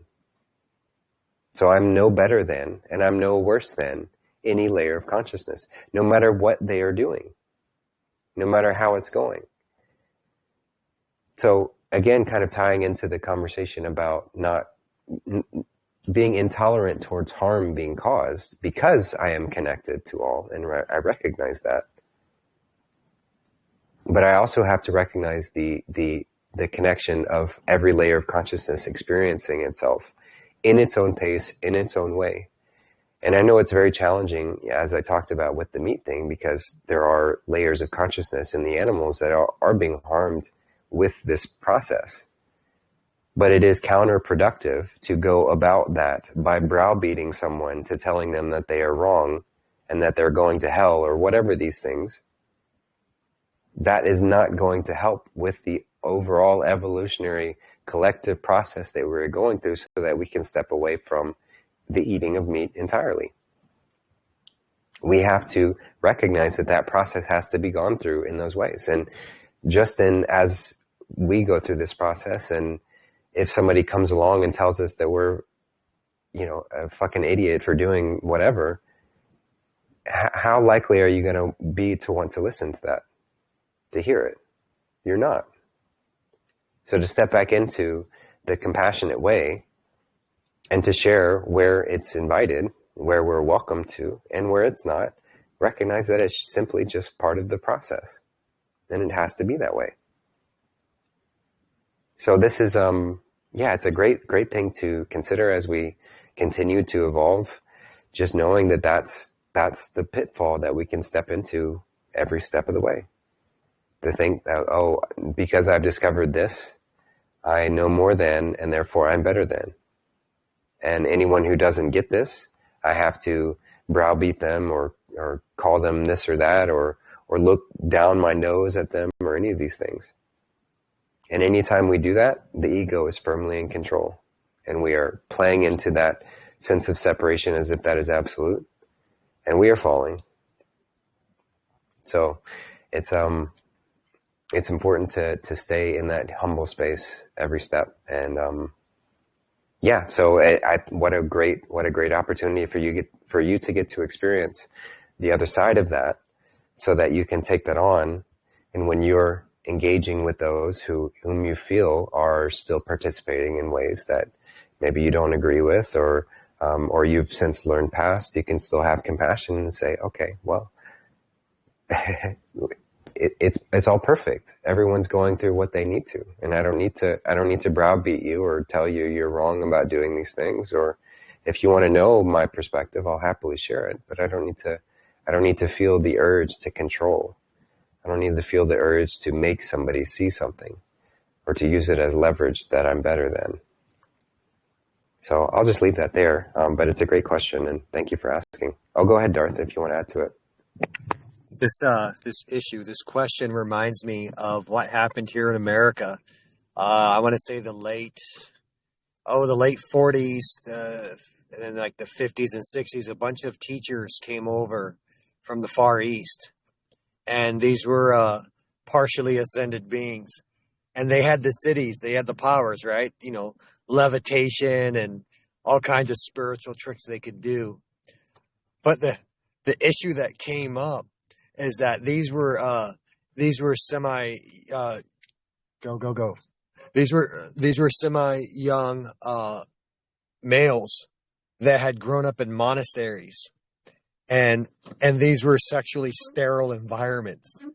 And so then they come to America and they become very popular very quickly, and they're surrounded by young, beautiful women and sometimes men. Things got crazy during the 60s, and they had never faced that sort of temptation. So here you have a being that can levitate, has chakras open, and can do all kinds of tricks and foretell the future, but they've never been around a beautiful woman, and or drugs from the 70s. And so like crazy things happened. And it turned out that just because they had some of these chakras open and they had developed spiritually in some areas, didn't mean they had developed in every area that they needed to. And some really bad things happened, cults and people getting hurt. And some of these gurus that had come over, and when they got here, they were in a state of purity, but then they ended up suffering a severe spiritual fall. And perhaps it would have been better if they had not come here in the first place, or maybe this was just an experience that they had to go through. And so this is sort of what's, in a lower scale, perhaps, is what's occurring now. Is now we're once again going through a path of spiritual exploration and opening up. And just because someone has made advancements in one area doesn't mean that they've made advancements in every area. And so we always have to be on the lookout for, what is it? We call it spiritual ego.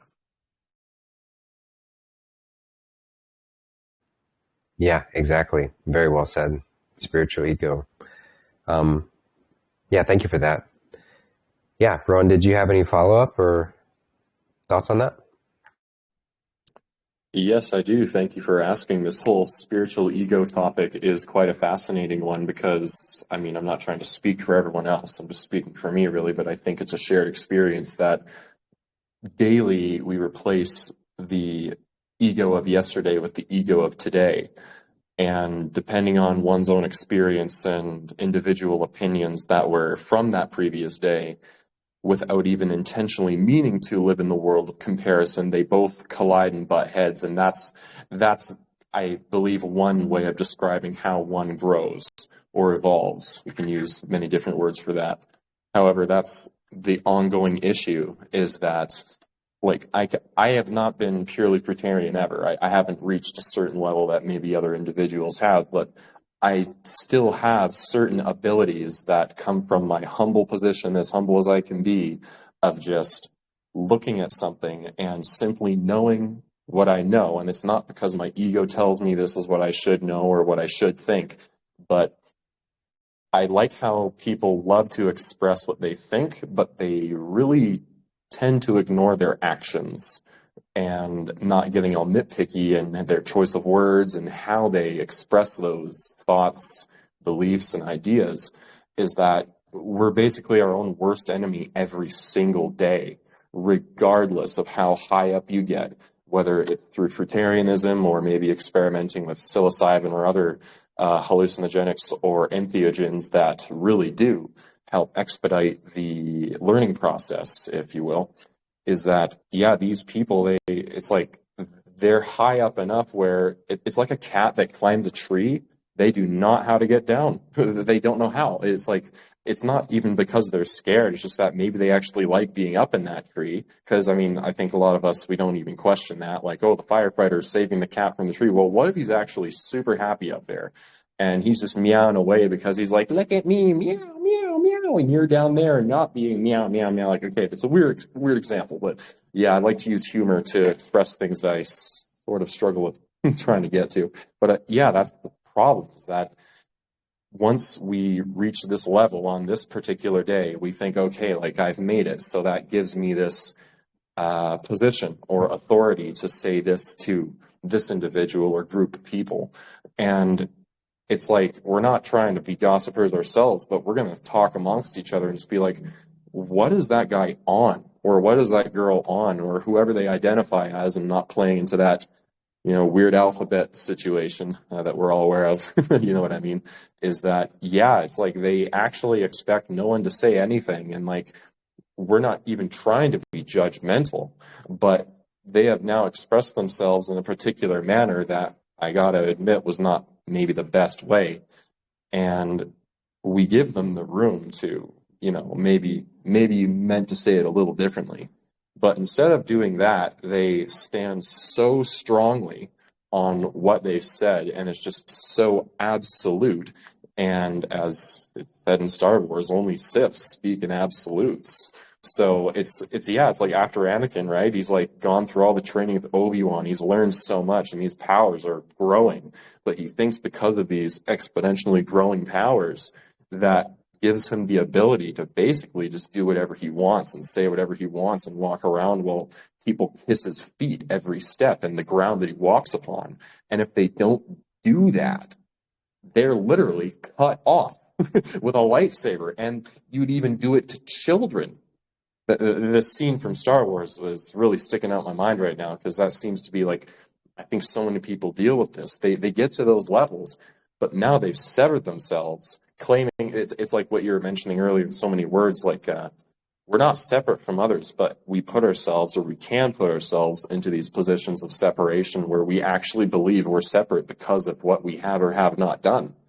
And to me, that is one form of spiritual death, where you may not be aware of it, or you may be aware of it, and it sucks if you are aware of it and you still do it, that you've just severed the connection with a family member that loved you and was willing to listen.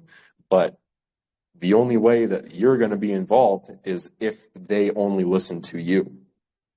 And this is what I meant about that high horse, high nose, dripping high nose position, where it's like they think they have this particular appearance, like they have some position, but they don't realize that maybe they should use a little piece of organic tissue to wipe their nose before it drips. Because once we see it dripping, we're like, I see.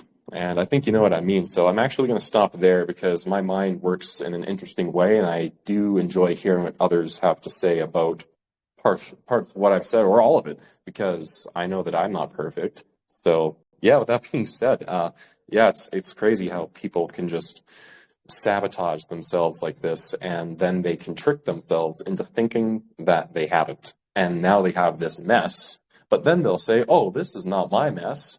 I didn't even make this mess. I'm not in charge of what this person thinks about what I said to them in absolutes. It's not my problem. So they put themselves into separation again, and it distances those family members or friends even further away. And we really have the seeds now in our minds, not because we're allowing them to grow, but it's obvious. Like, well, I don't think we should stay connected until you just settle down. And I'm not saying that in like a derogatory way. I just mean like you seriously need to calm down. Like, you're causing harm. And so, yeah, I'll stop it there. Yeah, and it's what you said there is why the tree is such a great symbol for this growth in a balanced way, because the tree both grows its roots deep and reaches its branches and leaves high. So those who catch wind, and of course what's on the surface is the reaching high, the tall branches. And that's kind of where people who are drawn in with this spiritual ego, they want that power, they want that height, they want to be the great tree growing high and having the branches spread high. But the part of the process that's not as glamorous, it's not as exposed, and it's in doing that shadow work, doing the depth, growing deep, and you grow into the earth because it's connected. That's what provides the stability. So those who want to cut corners, and that's why it can get so tricky when we compare ourselves to others. And if we get drawn into the spiritual path and like, oh, I've got to be doing this because somebody else is doing that, or I want to appear this way because they're speaking about these things and I want that too, or I want the attention that they have, and so I'm going to find the way to do that. and what we use the shortcuts, whether that's reading books to find language to speak so that we can talk like that, to learn these concepts intellectually without integrating them, to use plant medicines in a way to accelerate the growth on one level, but it doesn't always grow the roots with it.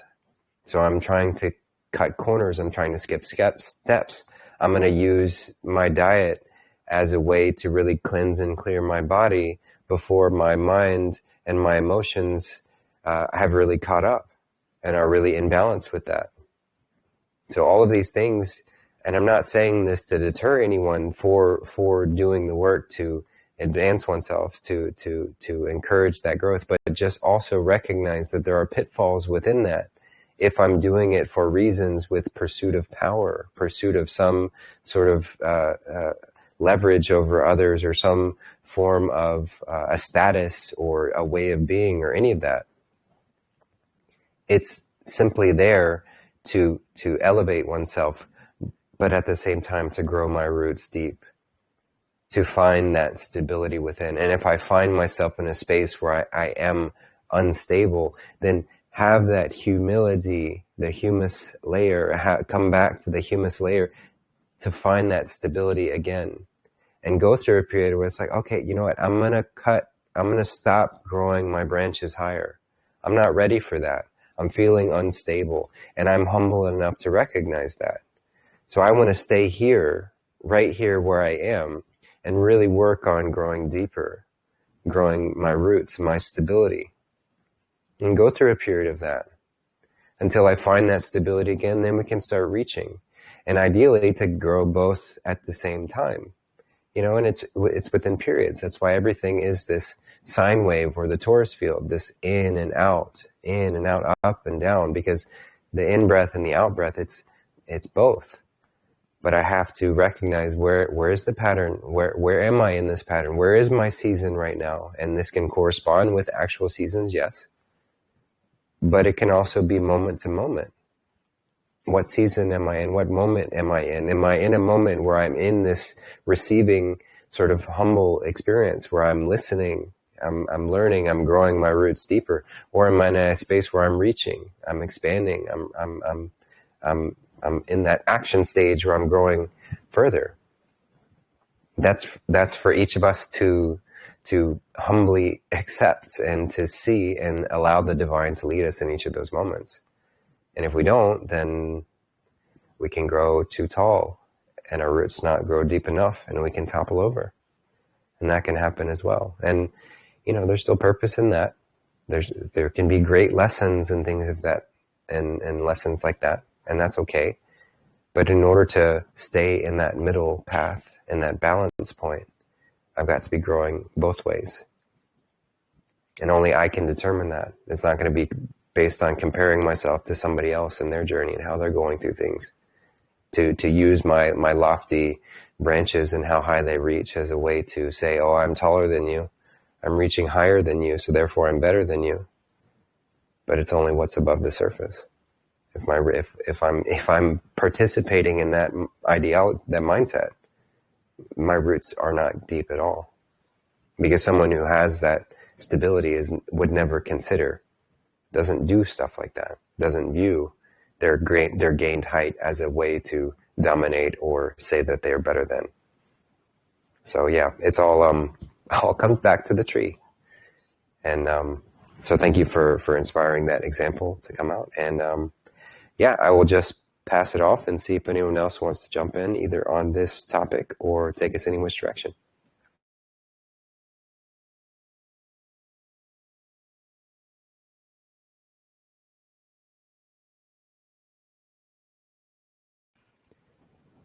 All right. Well, this is kind of related to that, because we talked about plant medicine. This was a question about microdosing and my thoughts on that. So in general, I think plant medicine is a phenomenal tool to use. I think it can be very helpful for a wide variety of things, to sort of recalibrate oneself and to move oneself back into, to knock loose some patterns and Microdosing itself, for those who aren't familiar, is the practice of taking a tiny amount of plant medicine where it's not inducing a high or an intoxicated state, but simply just a very subtle layer of integrating that information into oneself, one's psyche, and allowing that information to kind of slowly recalibrate and rewrite and rewire neural pathways and all sorts of things. And there have been plenty of studies to show this has had wonderful effects within people. I have not experimented with it consistently to feel it within myself. I haven't felt the need for that. Oh, go ahead, brother. Oh, that might have been an accident. So I have not experienced it myself in the microdosing way. I mean, I've tried it every now and again, and I can certainly see how it could be helpful if somebody was in a rut and maybe you didn't have an opportunity to go through a deeper ceremony with that plant medicine, because that can, you know, when one does that, you would need to have more time dedicated for that specific moment. So this is something where you don't really have to interrupt your day-to-day life, as long as you're taking, like I said, enough, such a small amount to where it doesn't interfere with your normal conscious state. You're not intoxicated in any way. So that can be very helpful for people who have busy schedules and just want to have a subtle way for this information to integrate within the self. So I think it's a great tool to use. But then conversely, there's the sort of deeper use of plant medicines in a higher dose in a singular time. And those can be extremely beneficial for other ways as well. I tend to prefer that just because I feel like it can help really address things quickly, but also give a much more intention space around it. But again, I have more experience in that area to know the benefits that I've received, and then what I've seen others go through within that kind of stuff as well. But that would be just taking a very high dose or a higher dose, whatever dose you felt comfortable of that particular plant medicine, in order to induce the effects that lead to that sort of spiritual melding, because that's what these plants are divinely given for. They're there as an opportunity for us to have a mystical, metaphysical experience using a substance created by God, you know, by nature, to give us an opportunity to go deeper within oneself. And all it does is gives us access to what we have naturally within us. So it's not exploring anything. It's not inducing something in a natural state. It's simply hyper focusing on that which is natural and giving an opportunity to explore that. So those can be quite helpful for a wide variety of reasons, as far as getting out of traumatic patterns within oneself, and then just simply recalibrating oneself in that way. Now, plant medicine is a tool, and tools can be misused and abused. So I don't casually suggest that anyone just go out there and try, you know, a whole bunch of psychedelic mushrooms and you know, have intention around it and know what you're doing. Do your research, be with somebody who is experienced with it, and know what you're doing it for, because it's not something to be taken lightly, and it can lead, as I mentioned before, it can lead to that sort of effect of growing the branches without growing the roots. It can lead to an imbalance when one is not ready for something like this. So I don't mean to say that to scare anyone, to deter anyone, but also just to have a healthy dose of caution within it. It is something that needs to be taken with great care, and with those who are experienced, and with knowledge around what it entails and that kind of thing too. So I think plant medicine, in short, is a gift. It's a tool. It can be just like any tool, just like fire. Fire is a great tool. It can be wonderful to do a wide variety of things, and it can also be quite devastating as well. So we use fire with great care. We make sure we have the fire in a fire ring. We know in what we're doing, we're containing it well. We're not just going out with a flamethrower and setting the whole hillside on fire and expecting nothing bad to happen. So it's important to use it with that same level of care. So yeah, that's what I'll share on that topic. And thanks for the question. And I will just pass it back off again and see if anyone else wants to jump in. If I may be so invited to, yes, I would like to elaborate and expand on what you were just mentioning about plant medicine. Is especially if you find yourself on the journey of feeling alone, all one, and it might not feel very good in the beginning, do not allow it to manipulate your mind into thinking that you have to go to these particular, I guess I could say, quote unquote, spiritual retreats, whether they're in your own country or abroad, it doesn't matter, is that many of these groups are actually dangerous. And instead of growing roots or branches, you might just find yourself finding them, watching them growing horns. And I don't say that lightly, like I'm serious. One of these ceremonies that I went to, of course, afterwards I learned it was totally for profit, absolutely leveraging people's suffering and loneliness to get money out of them. And not only that, but they would then try to summon things like Lilith or some, freaking demon. And that is where, the whole plant-based or medicine community, I think, has been also infiltrated, is weaponized psychedelics, is what I'm really talking about, is that I have met, I don't really use specific titles for these people, but they call themselves witches or shamans and all these things that, give them that appearance of authority. And I tried this a couple of times. I was open about it, and I knew what I was doing because I'm experienced in this, and I was able to watch out for myself, so I was okay. But there were people who were in these groups, and just like me going for the first time, for them it was their first time trying plant medicine, but for me, I'm quite experienced. So I was able to observe this, and I was able to protect myself from it, but I basically watched, and I don't believe I was participating in the negative part of it by allowing it to happen, but I didn't feel like it was my place to tell someone what to think or believe while they are basically escalating from plane to plane or descending. And because I know that they are in a different state, they might not even know what I'm saying. And these shamans, these witches, they can be dangerous. They will appear to be all spiritual, dressing a certain way, like this high horse thing that we were kind of talking about earlier, is that it's in everything. Just because they look good in that uniform, it doesn't mean that they actually wear it for the right reasons. And this is where it gets kind of like, I don't know, like not many people I have met look at things like this, but I'm very interested in, passionate about learning about the military industrial complex and the manipulations and tactics of the CIA and, all these other entities that have tried to manipulate and control the world. And they might not say it word for word, but secretly deep down inside, there's tamales going by. Hold on a second, tamale cart with the loud bell. Okay, it's gone.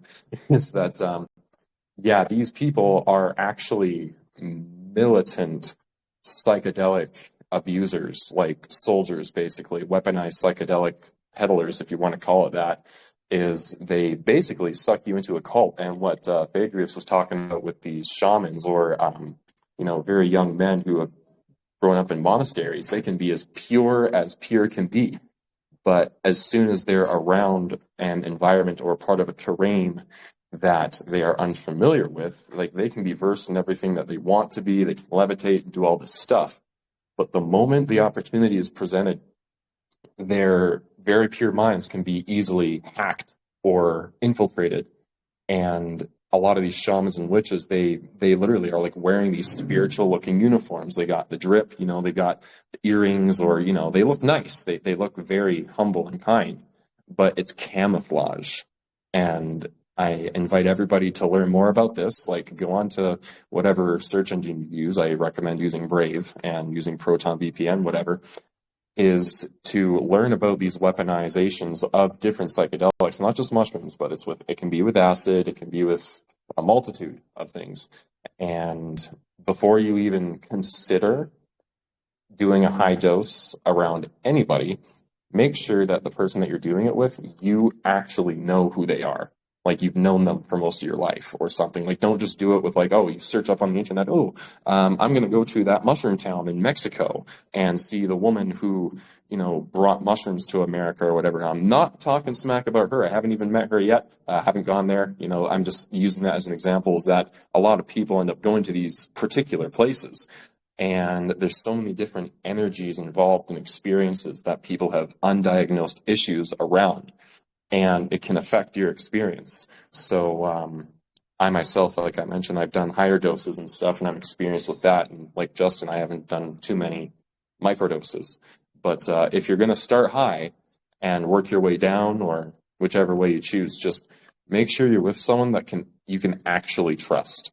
Because these people will smile, they'll have a twinkle in their eye, they know what they're doing. And just be very careful, because you might just find yourself in a really crazy situation. And I personally haven't, thank God. I caught on to certain things because I guess I've been gifted a certain level of clairvoyance to see through illusions while on these higher planes. And I was able to call them out on those planes too, and that was crazy. When people noticed me noticing, and they thought I wouldn't. They weren't ready for that because they thought I was dumb. And so, yeah, I don't think anyone here is actually dumb. Most people who are joining this obviously have a very open mind and want to grow. So I don't mean to hog the microphone here, but I just had to get that out because I believe in plant medicines, and even in some degrees, acid, which I really have almost no experience with at all. But yeah, just do your due diligence, pay attention, quite literally, invest in your attention to protecting yourself and those that you love, because yeah, some pretty wild, wacky things can happen. Like I really enjoyed listening to what Phaedria said. I'm going to learn more about that when these Easterners came from where they came from, and after World War II, where everybody wants to settle down and have a peaceful life. Like that must have been an interesting time. So after the chat here, I'm definitely going to hop onto some research, but I'll open up the mic again, and I would love to hear maybe other people's experience if they've had one similar to mine. That would be quite interesting. Thank you.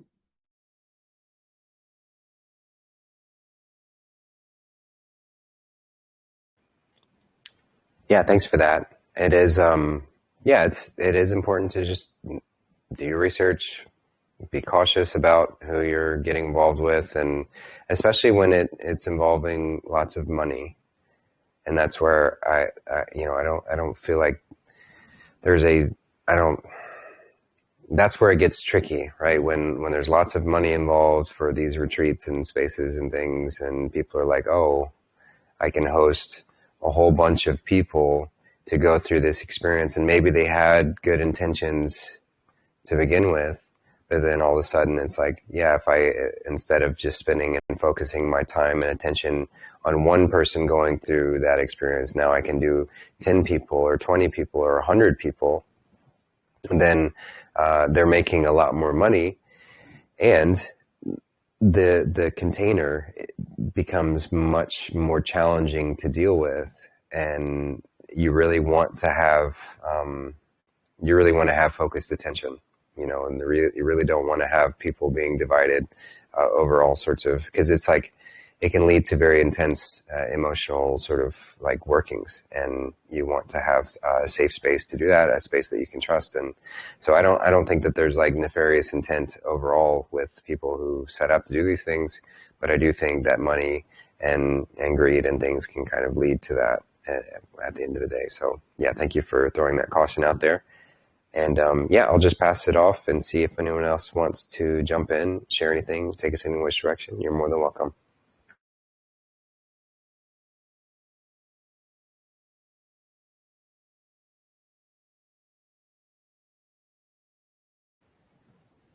All right, this one is from Beck, and it's kind of, so kind of talking about diet, and this was prompted by a discussion we had on JC Family a few weeks ago at this point, maybe longer, from Beck, and she said that she heard that something to the effect of our bodies are changing and will be more adapted and able to live off of fruit. I've never heard this addressed and before, and I think, and so she just wants to learn more about that statement. So we are a continually evolving being, both, well, and evolving if we so choose. We have the ability to adapt quite a lot from all sorts of layers within ourselves, both physically and non-physically. Physically, what we're speaking about within the adaptation towards lighter and lighter foods would be the fruit being the sort of highest form of food, both literally as in it grows on the tree, but also being full of light, captured sunlight, being full of water, minerals, and it's like a wonderful package form to embody this sort of higher form of food. So a lot of people move towards this sort of higher degree of food as if that's the way to go, and I'm not disagreeing with that. I do appreciate the conversation we've had earlier about not falling into this elitist mindset around it, but it's just like enjoy the process and enjoy the journey to move through that. And if we're honest with ourselves, then eventually we say, okay, I don't really want to eat these denser, heavier things just because I don't like how I feel consistently when I eat them. There's a huge vibrational difference between sitting down and eating, a big, dense, cooked, filled with oils, processed foods, and things of that nature meal, which is like the standard American diet, going out to eat and things of that nature. That's what you get, versus having a meal of just fruit or just eating a whole bunch of mangoes. Even if you gorge yourself on those mangoes, the feelings afterward are so different than if I had gorged myself in the Chinese buffet line. It's just a night and day difference in the feelings that I have within my body. So moving into that logically makes sense that we eventually get to the space from I don't really want to have the feelings where I'm bogged down and feeling like my digestive system is all out of whack and I can't process and move things. My head is all cloudy and I get sick more often and all of these things. For example, you guys might hear a little bit in my voice, but I've been a bit under the weather just because over the time spent with family and friends, I have eaten more cooked things and more things that I just don't normally eat in the quantities that I've eaten them recently. I haven't dipped into anything crazy, but just I haven't been as consistent with having a longer fasting period in my day and eating more fruit at the beginning of the day, and so I've been eating more cooked things. And so my body's like, hey, this is not what we're used to. This is what we prefer to stay in that lighter form. And so we're recognizing this pattern as something that we want to eliminate and remove. And so therefore I go through a detox, which is what sickness is. It's simply just the manifestation of the body purging. So that in and of itself is an adaptation. Right? Some people might view that as like a detriment. Oh, now I can't eat the same things that I used to eat and enjoy because my body rejects it or doesn't want it. But it's actually a gift. It's a gift because it's encouraging me to stay in that space. And it's also just meaning that the times where I'm not eating those things are going to be lighter. They're going to be easier to process. The digestive system moves in a smoother fashion. So as if we're just honest with ourselves, and again, not comparing ourselves to others, not saying I need to do this because Justin said that, or because somebody said this, or I need to be that way, or when I don't do this, then I'm not spiritual, or whatever. Let all those ideas go, but just truly allow the natural process to unfold and listen to the body and say, okay, when I eat this, if I have bread, for example, I feel it in my gut. And this is, I'm personally speaking here. I feel that immediately in my gut. And just to put it very bluntly, I don't poop very well at all. The digestive system slows down to a crawl, and it is very uncomfortable. I feel very bloated. It's not a good feeling. So I've recognized through listening to my body that like it's not something that I really want to do. And so if we just maintain that sense of honesty with ourselves, which our body's constantly telling us these things, the problem is we've just been conditioned to ignore them. And here, just take this pill, take this anti-diarrhea pill. You know, if you have diarrhea, take this cold medicine so that you don't feel these symptoms. Take this or that to hide the symptom. But the symptom's there as a gift. So if we truly honor that process, then slowly we start to shift in that direction. We start to shift to become lighter and lighter and lighter. And so this is all that was being referred to in what we talk about with our body adapting to different things. Eventually you get to a space where it's like, I don't want to eat that any longer. I don't like how it feels. It's not worth it for me to go through the 5-10 minutes of you know, a sensation of taste or whatever, to go through a day, a week, a month of feeling like crap. I don't want to do that. So through that process, we continue just chipping away and finding more and more of ourselves being more inclined to staying in those higher vibrational, lighter things. And then in turn, our body becomes more adapted to receiving light, this metaphysical energy, which is the way that the divine communicates with us. So it's all connected. It's all connected in that way. And that's all it really is just that process of shifting in that. And we've been told that our bodies, while we are carbon-based in this form, our molecular makeup is carbon-based, but at one point it was more silicon-based.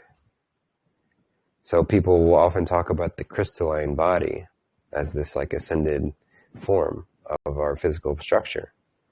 So this is truly what we have as a potential to return back to our crystalline form, the silicon-based. And this means that light can move through not only metaphysically, but physically through us.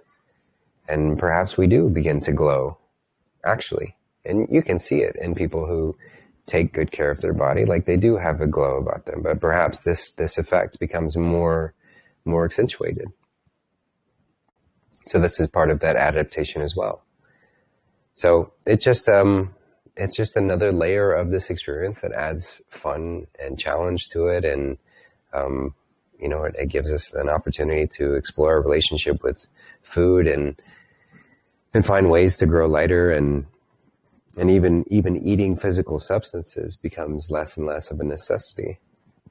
You know, and I'm not saying that I will reach in this lifetime the point where I negate all physical forms of food. Maybe I won't, maybe I will. But I'm certainly going to enjoy the process of lightening myself and finding where I need less and less of it. And there's less and less of a demand that I like, oh, I've got to eat something in order to be satiated or satisfied or to have energy. And we've talked before how one of the great ways to break down the various forms of energy can be found through the elements. So the 5 elements, and we're often just told about 4, but there are 5. The 5th element being ether.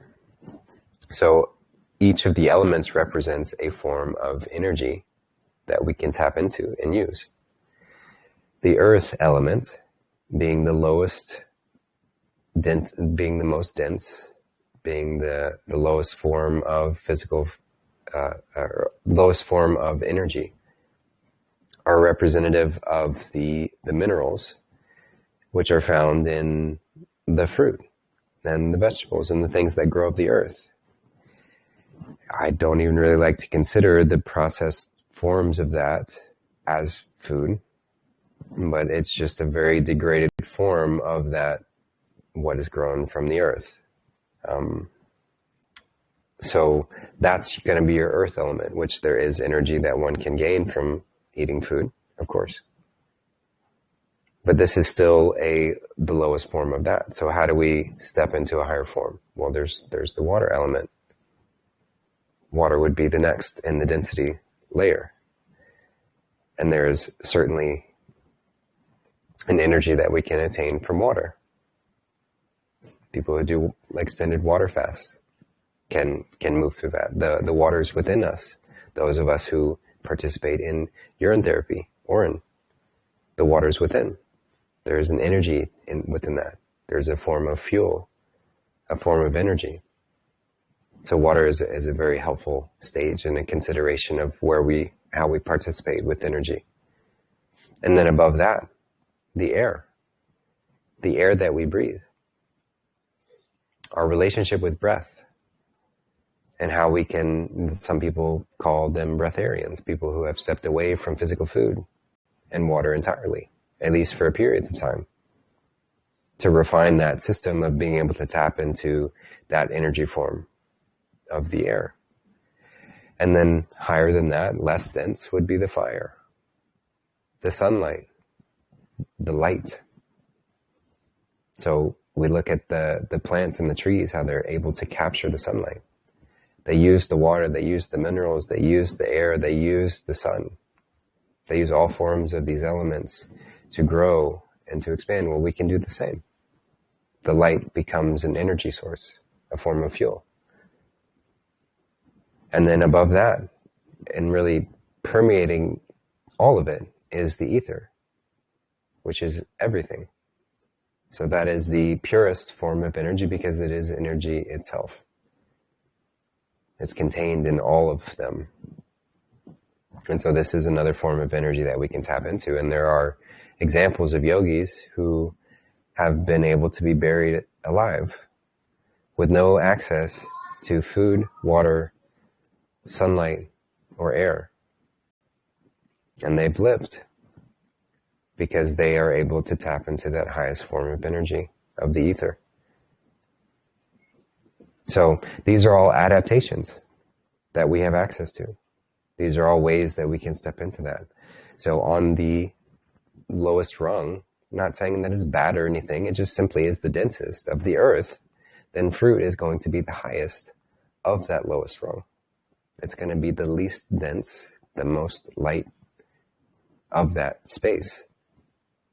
But even that, we can move past if we so choose. And we don't have to.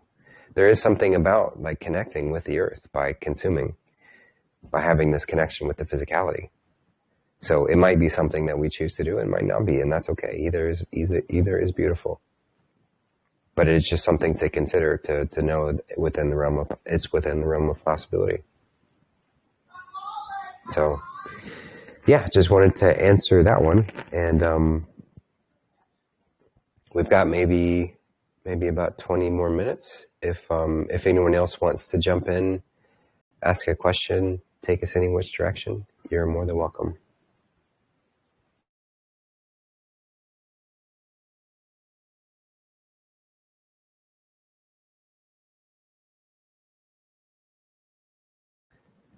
All right.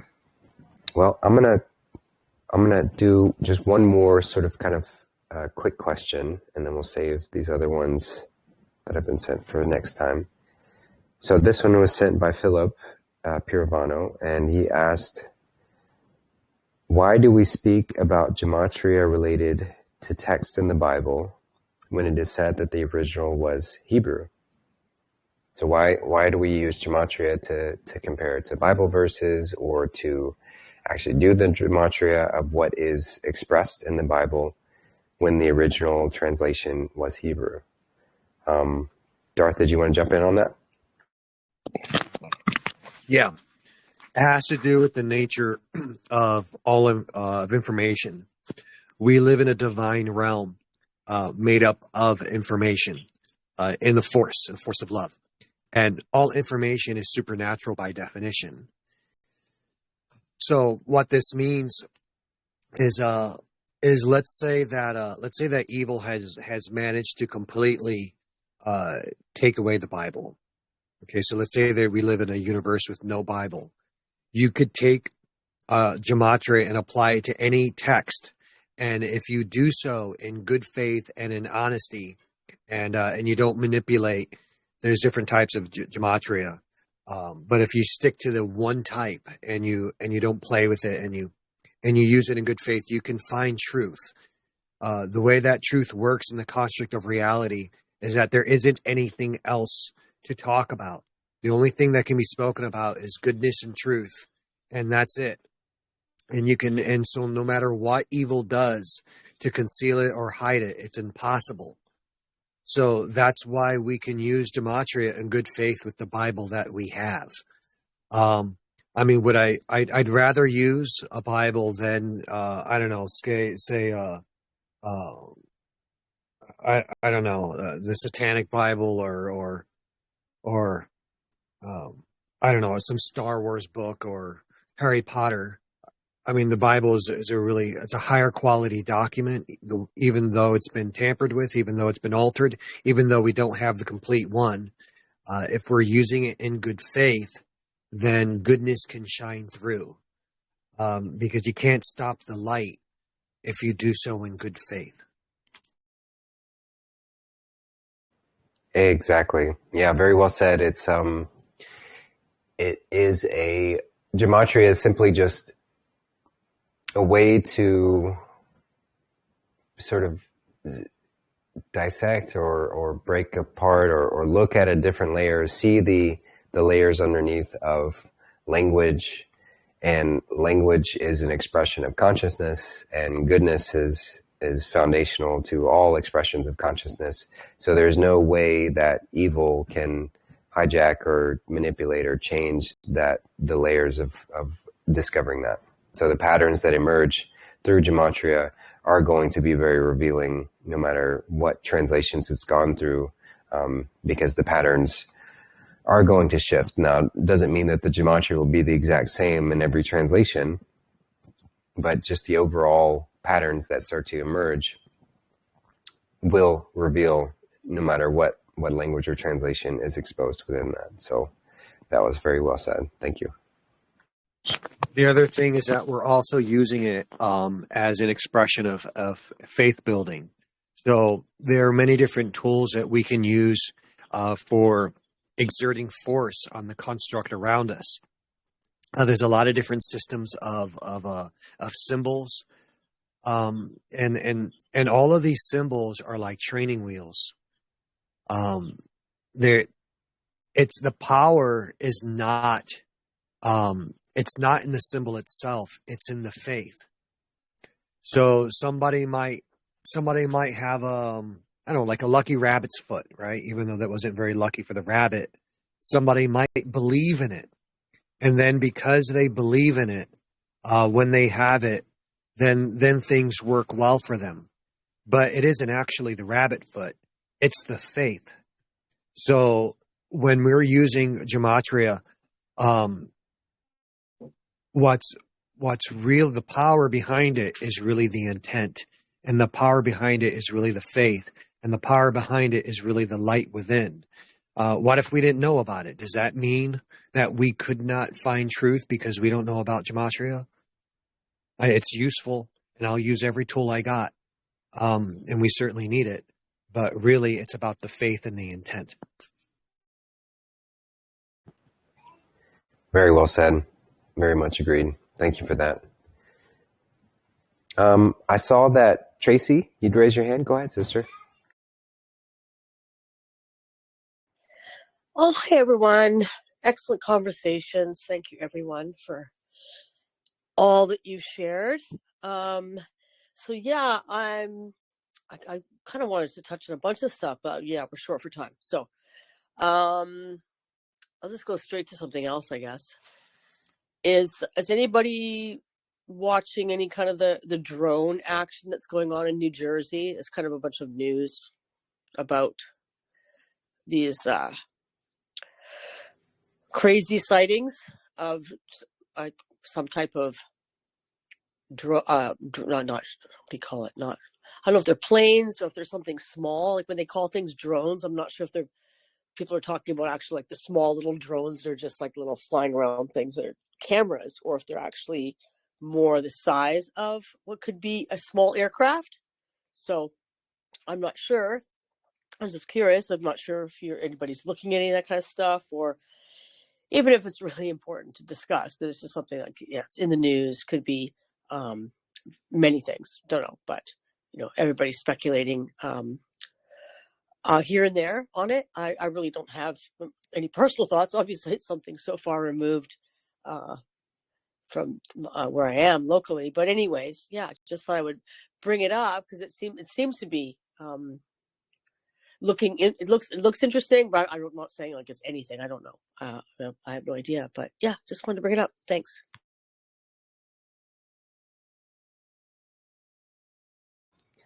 Yeah, that's something that I'm just now looking up. I wasn't really familiar with it. Yeah, it's probably just first glance, likely just drawing more attention to the fact that we have craft that can be used in all sorts of ways, so that it can just bring more attention to, the whole like UFO phenomenon and that kind of stuff.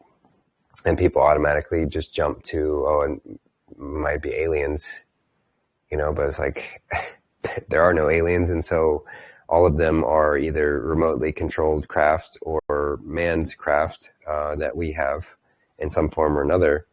So this is just drawing more attention to that so people can discover these kind of things. So that's at first glance what I take away from that.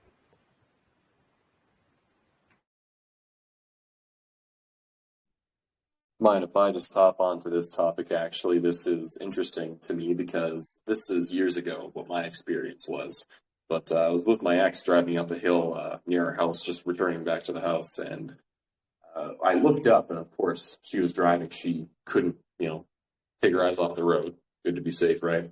But I just so happened to be looking up at the right time. I didn't know anything would be there, but it clearly was not a UFO. It was a totally jet black, and it wasn't a jet, but it was like jet black craft of some kind that made absolutely no sound. Not it, like you couldn't even, if you didn't see it, you wouldn't know it was there. And it was so sleek, like it just skimmed right over the rooftops. It had no drag, there was no turbulence, it was clearly an advanced aircraft, and I wouldn't say it's alien or anything like that. And I know, if there's underground cities and all these DUNs, deep underground military complexes and things in every major city and supposedly quote unquote third world country, I saw what I saw. And I even pointed it out to my ex who was driving, and she looked up and she saw it too. But the weirdest thing happened, and I've had this experience with other things where I can literally have like evidence or an experience being shared simultaneously with someone and point my finger at it. And it's as if they're blind and she didn't see anything. And I'm like, well, I didn't take any mushrooms today. So I know I saw what I saw. And it basically looked like a B-2 stealth bomber, not nearly as big, but it existed. It was real, and it wasn't a UFO. It was military or something. And so I would like to see if anyone else has maybe seen that at whether it's a drone or anything close to that. I've seen these things, but I've never seen it since then. And it's like it's almost as if the technology, whatever that thing has, the radar, infrared, this, that, whatever it really is, it's like it knows when something is looking at it. Like, as I think some of us have learned, is that things from one living creature's observations can literally change it, or if it's advanced enough, if this is technology that's so high up that it's an AI or something that can notice when it is being noticed. And whatever its technology really is, it can like disable the antennas of those around you. And as you're pointing at it, they'll be like, what do you mean? And they just have that fluoride look in their eyes, right? So I just wanted to share that, and maybe that might pique some people's memories if they've seen anything like that. I would love to hear about it. Thanks for bringing that up, Tracy. Yeah. So I've got from Darth on that. So the New Jersey drone flights, it's not Iran, it's not aliens. It's a test program run by Reliable Robotics for government contracting of automated flight UAVs. The feds aren't disclosing it to locals, and it's why they haven't been shot down, and there's no public information. Congressman Van Drew from New Jersey revealed this in congressional testimony when he stated the FAA training facility in New Jersey needs to invest in this company, and so does the government, so the United States can become the leaders in UAVs to defeat the China and Russia. So that's the public narrative. I mean, not really a public narrative, but of course there's a mystery surrounding it, which to me leads more to the white hat contriving of getting this kind of, mystery out there because people are more drawn into the mystery and it's more appealing.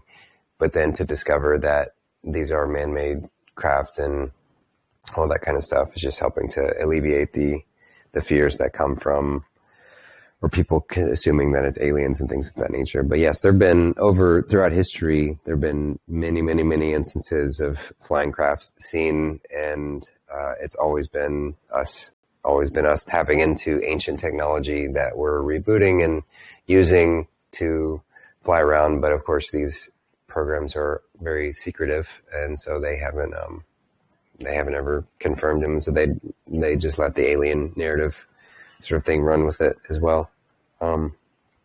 So yeah, that's that. And I saw Sarah raise your hand. We've got maybe about 5-10 minutes. Go ahead. Okay. Hi there. I've just joined in this last bit of the call. I was out walking, but yeah, I have a few little mysterious things around flying drones or objects, not just drones, but craft. And I've had a few experiences where I've just been in nature and I'll just be moved to start singing and chanting by a river or wherever. And well, one example was up at the Roseway River here, just outside of Shelburne, Nova Scotia. I often go to this spot and I move to sing. And this summer when I was moved to do that, it felt like out of nowhere, a helicopter came just like literally, like it was weird, out of nowhere and swooped very close above my head and along the river for a bit and then disappeared. And like I couldn't help but feel that it was responding somehow to my singing. Now that's might sound like a crazy thing to say, but I linked the two. And then in September, I was going down at sunset down to the harbor here, and there's a building that has a deck on the back and it's very, very private. So I can see the sunset by going down there. So I'll go down there, and I was down there singing, like chanting, as the sun was sinking, and out of nowhere, it appeared, it felt like it was out of nowhere, came a drone from way across the other side of the harbor, and it came and it hovered over my head, like very close to me, witnessing me, and then it flew back to the other side. And like, I'll just say that all the response for me was like, oh, this is weird. It wasn't scary. It was mysterious. And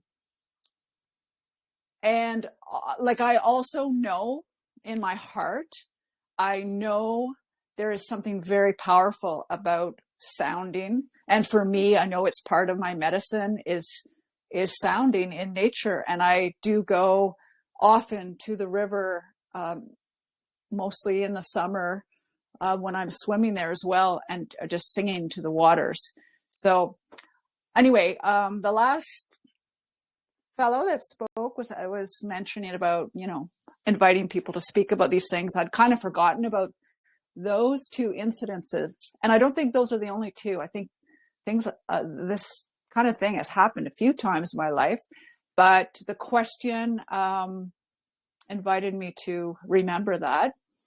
And I'll just say it wasn't scary. It wasn't weird. I didn't feel like it was an enemy or anything. It was just take notice of that. And it felt linked to sound, but it also, like I say, I know in my heart, making sound, movement is very important.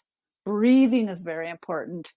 Making sound is very, very important. And to feel free,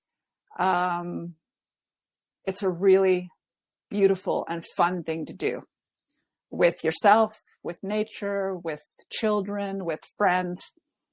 So that's all I have to say on that. Thank you.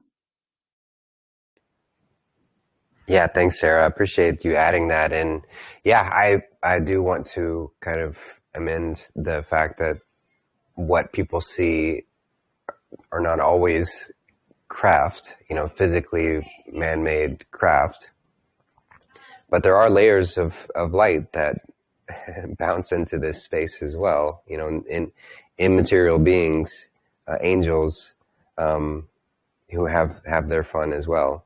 So this sort of paranormal or these other instances are certainly a part of that, and it's just other layers of us that are, I see it as peeking into this experience and having fun. And so if you're engaging with them in the ways as you're describing, by singing and breathing and all of that, then you're energetically engaging in that level as well. And so of course it's going to have some effect. But as you mentioned, there is nothing to fear. I mean, there's nothing to be afraid of in that sense. It's just another layer to have fun with, because this is ultimately what we're here to do in this experience, is to have fun. So thank you for bringing that up as well, and adding those experiences to it. And and I hate You're to welcome. cut the... Oh yeah, you're welcome. Go ahead. Did you have something else? Nope, just that. Thank you so much. You're so welcome. Thank you. And it's so I'm going to go ahead and start wrapping up today, so we have time for the song to close us out. And but it's a fascinating conversation. We can certainly get into it more in another show. And just want to say how much I appreciate everyone for hopping on today, sharing all that you have, and jumping in with all these wonderful topics. This was another just exciting episode, and I appreciate everyone for that. So I'm going to conclude with another song from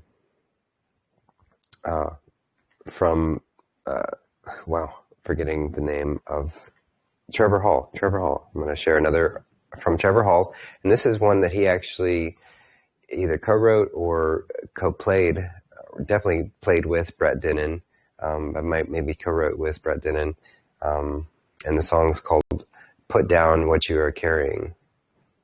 So it's very akin to the song "The Weight" by the band, and just an invitation for us all to let go of that weight that we feel like we've got to hold, let go of that struggle where we feel like we've got to put the weight of the world on our shoulders and hold on to this reputation or this identity or any of that, and just let it go and just be, and recognize the beauty of this moment and the beauty of this experience in every way. So I'm going to play, it's a fan-made music video that I enjoyed, and it doesn't have lyrics on the screen, but I highly recommend looking up the lyrics and checking out more Trevor Hall's music. But the songs are pretty straightforward, or the lyrics are pretty straightforward, so not a whole lot to decode or unpack within it. So enjoy as this plays you out, and I hope you just have a wonderful rest of your day wherever you are. Thank you again. I love you all so very much, and we'll talk soon.